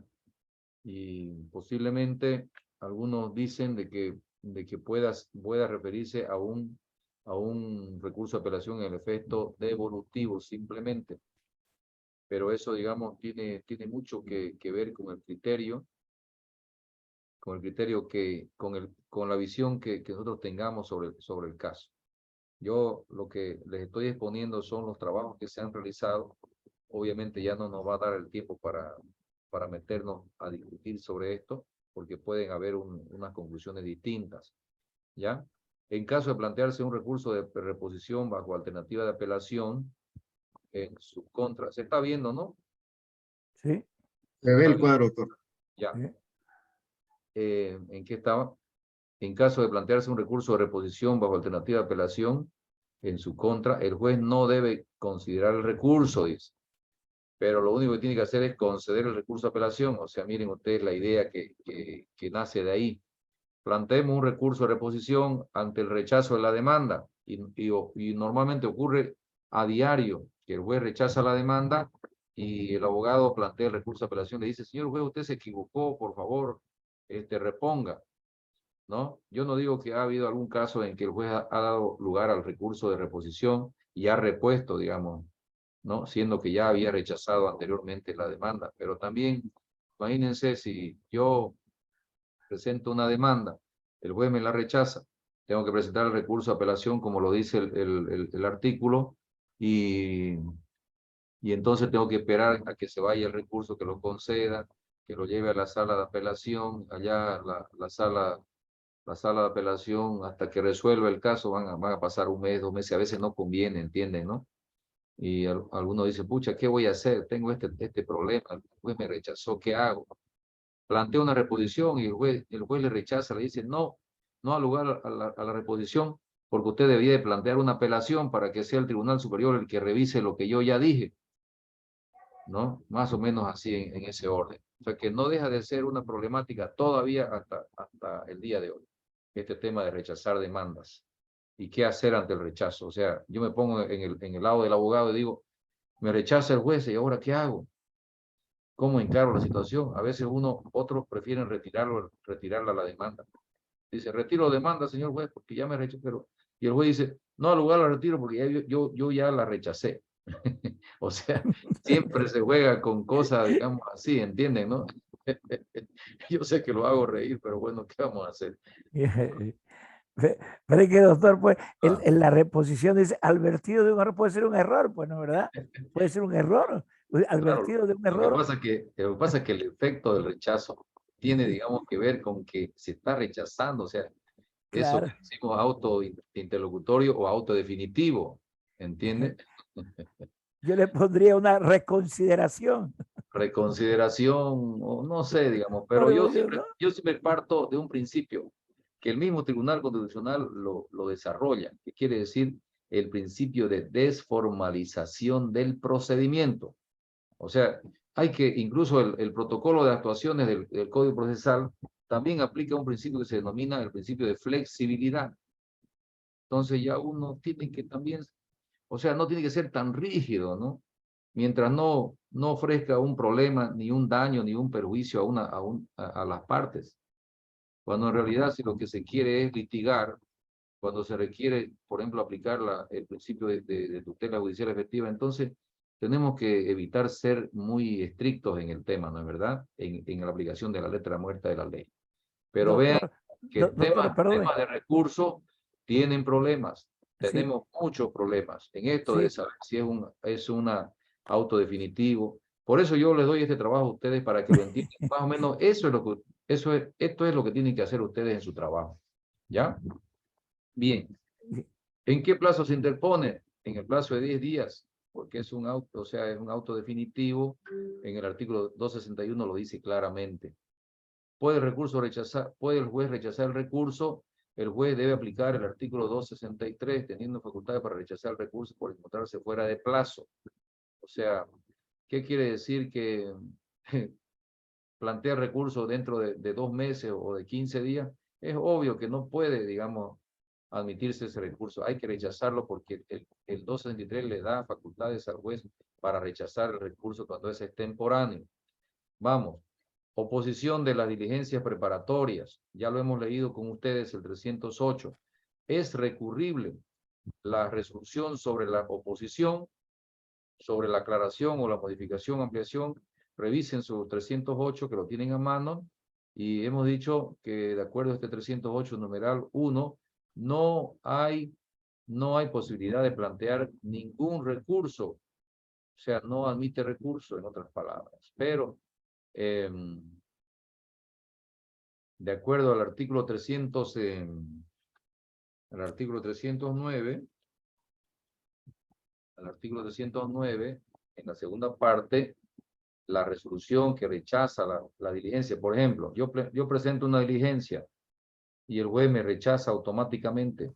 Me dice, es improponible su demanda de diligencia preliminar, por lo tanto la rechazo. Bien. Entonces, ahí sí, dice acá, fíjense ustedes, puede plantear recurso de apelación, al igual que el anterior caso del rechazo de la demanda. Porque es rechazo también, puede plantear apelación al efecto devolutivo, y acá estamos hablando de efecto suspensivo, porque él ha rechazado la demanda. O sea que hay una contradicción para mi gusto, en el sentido de entender, digamos, de qué clase de resolución se trata el rechazo. Porque si rechazamos en el 113 demandas ordinarias, ¿no? Y si rechazamos demanda de medidas preliminares, también son rechazos.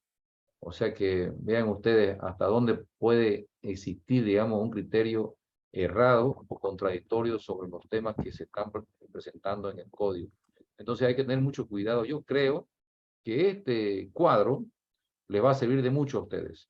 Lo van a revisar, por ejemplo, a ver qué aprendimos, a ver, en este diplomado. Entonces vamos a ir tras de la fuente de nuestros documentos que tenemos acá.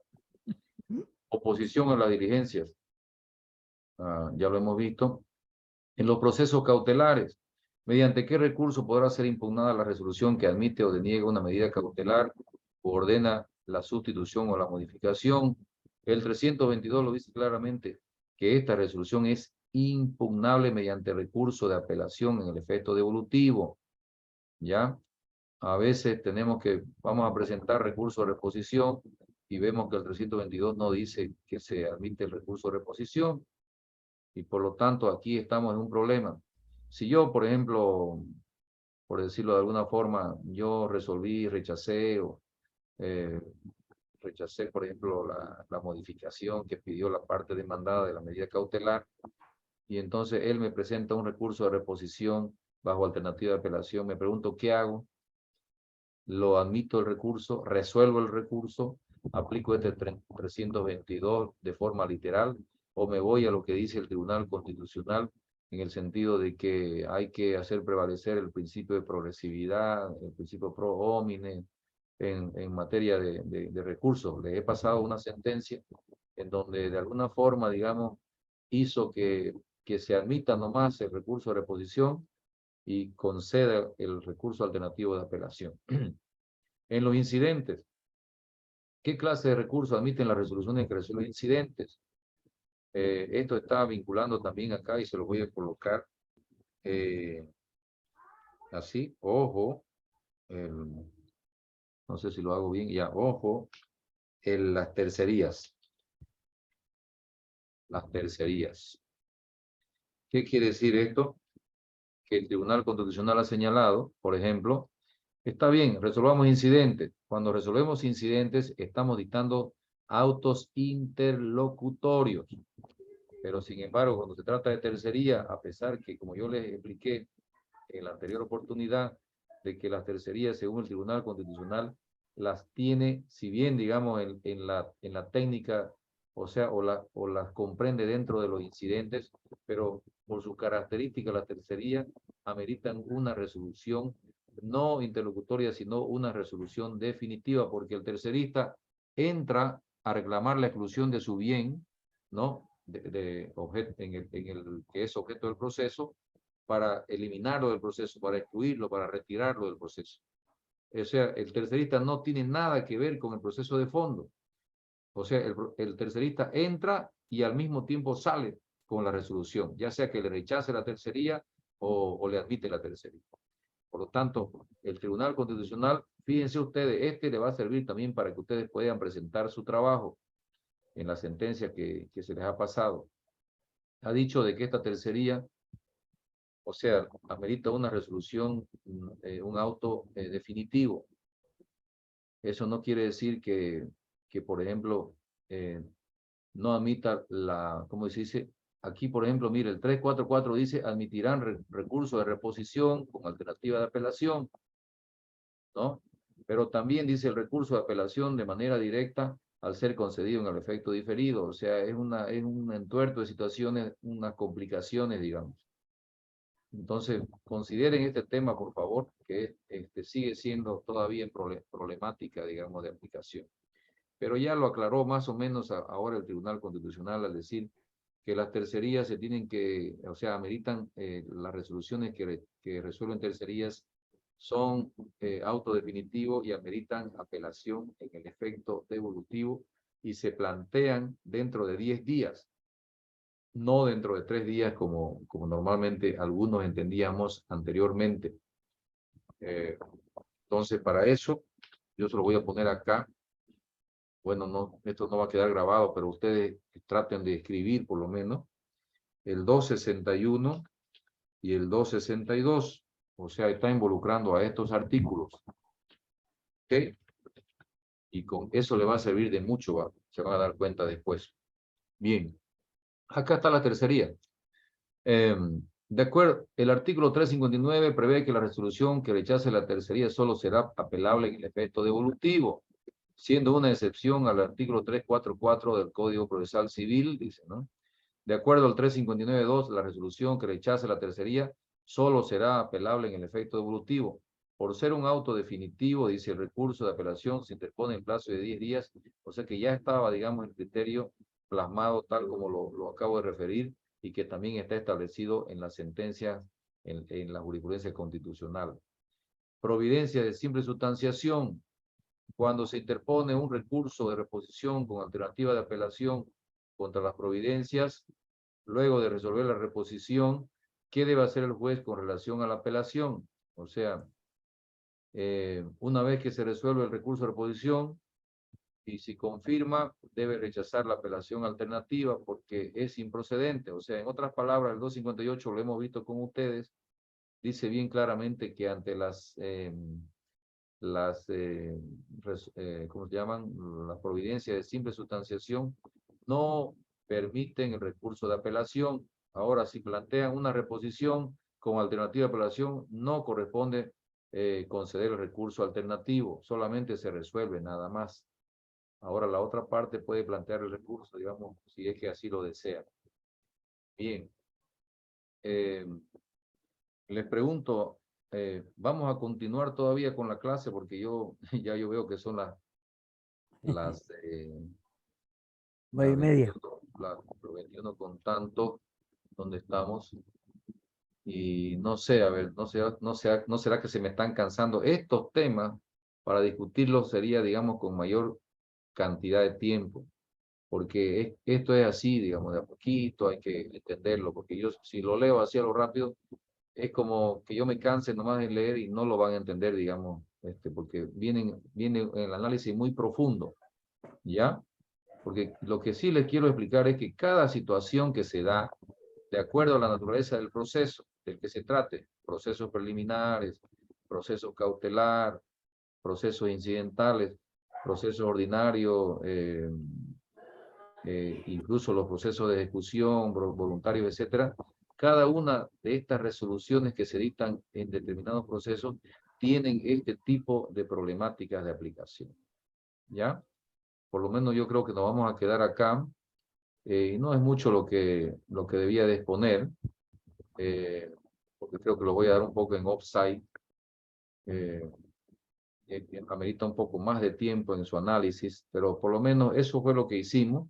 Trabajamos, digamos, haciendo ese análisis y ha sido interesante porque nos ayudó bastante, aunque veo que todavía hay algunas cuestiones que no quedan muy claras. ¿Ok? Yo creo que con esto vamos a terminar nuestra clase y agradecerle a ustedes por la atención que me han brindado y además la amistad y todo lo demás que veo y el aguante también, como dicen los argentinos, porque estar en clase no es fácil, ¿no? Sentarse ahí, estar atendiendo, cuesta. Entonces, espero que haya yo llenado las expectativas de lo que ustedes venían a hacer acá o a esta clase. Yo no digo que lo hago el 100% de lo que espero, ni tampoco espero que ustedes lo entiendan desde ese punto de vista, ¿no? Yo lo que hago siempre es tratar de incorporar temas, ¿no? Y me gustan los tips, o sea, cosas que uno se agarra, digamos, de todo lo que hay ahí. Pero entonces a uno le queda solamente, como dice el dicho, practicar, es decir, revisar, leer, estudiar hasta donde más pueda. Y lo último que le quiero decir, como decía un profesor, que el abogado tiene que tener una característica fundamental. Primero, tiene que tener imaginación, pero también tiene que tener disciplina. Todos los seres humanos, la disciplina. Y por último, debe ser también impecable, o sea, sin pecado, que quiere decir que hay hartas cosas que son virtudes que le da la vida a cada persona para ser como es frente a sus clientes, por ejemplo, ¿no? Tanto en los éxitos como en las derrotas, porque hay abogados que pierden las causas y se levantan abruptamente y aceptan, digamos, agresiones contra los jueces, contra las otras partes, contra el otro abogado, ¿no? A eso se refiere la idea, digamos, de que uno tiene que ser consciente de su trabajo. El día de ayer, por ejemplo, llegó una abogada, excelente, por ejemplo, y me dice, pucha, ¿lo conoce a tal abogado? Sí, lo conozco. Mire, me tocó estar al frente de él, me dice, y me tiró una vapuleada que me dio hasta vergüenza de lo que yo realmente estaba lejos de realidad. Vean ustedes, pero lo dice con sinceridad, ¿no? Lealtad, ¿no? Lealtad. Lealtad, o sea, con esa, mire yo, y al otro día o al tiempo, como vivimos en una ciudad, digamos, aparte de acá, o sea, la provincia, me tocó litigar en otro tema, ahí sí yo sabía, dice. Y ahí le tocó golpear a mí, dice. Ven ustedes, entonces de eso se trata. Y lo otro, y lo último, la audiencia, no se olviden de la audiencia, nunca.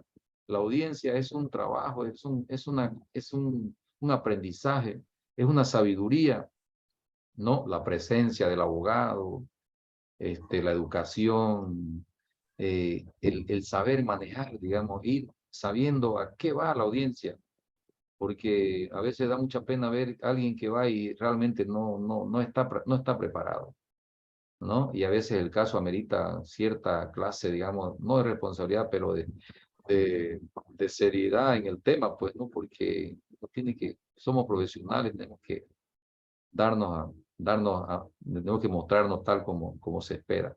Bien, queridos colegas, si quieren hablar, hablen, ahí tienen la palestra. Ya yo me he despedido. Así es. Así que, a ver, los escucho si desean hablar y si no, ya nos vemos para la próxima. Su lista, doctor, para que no se olvide. Ah, la lista. La he perdido la lista. No sé dónde está. No, Ahí, déjenlo la lista, ya yo voy a ver vaya. cómo voy a aplicar eso. Así que eso sería. Entonces, como dice el alemán, auf Wiedersehen. Chao, Arriba el Archi. que le vaya Gracias, bien. gracias. Un Gracias. abrazo ya. Chao, chao. Muy bien, Gracias. bien. Hasta luego, doctor. Chao, chao.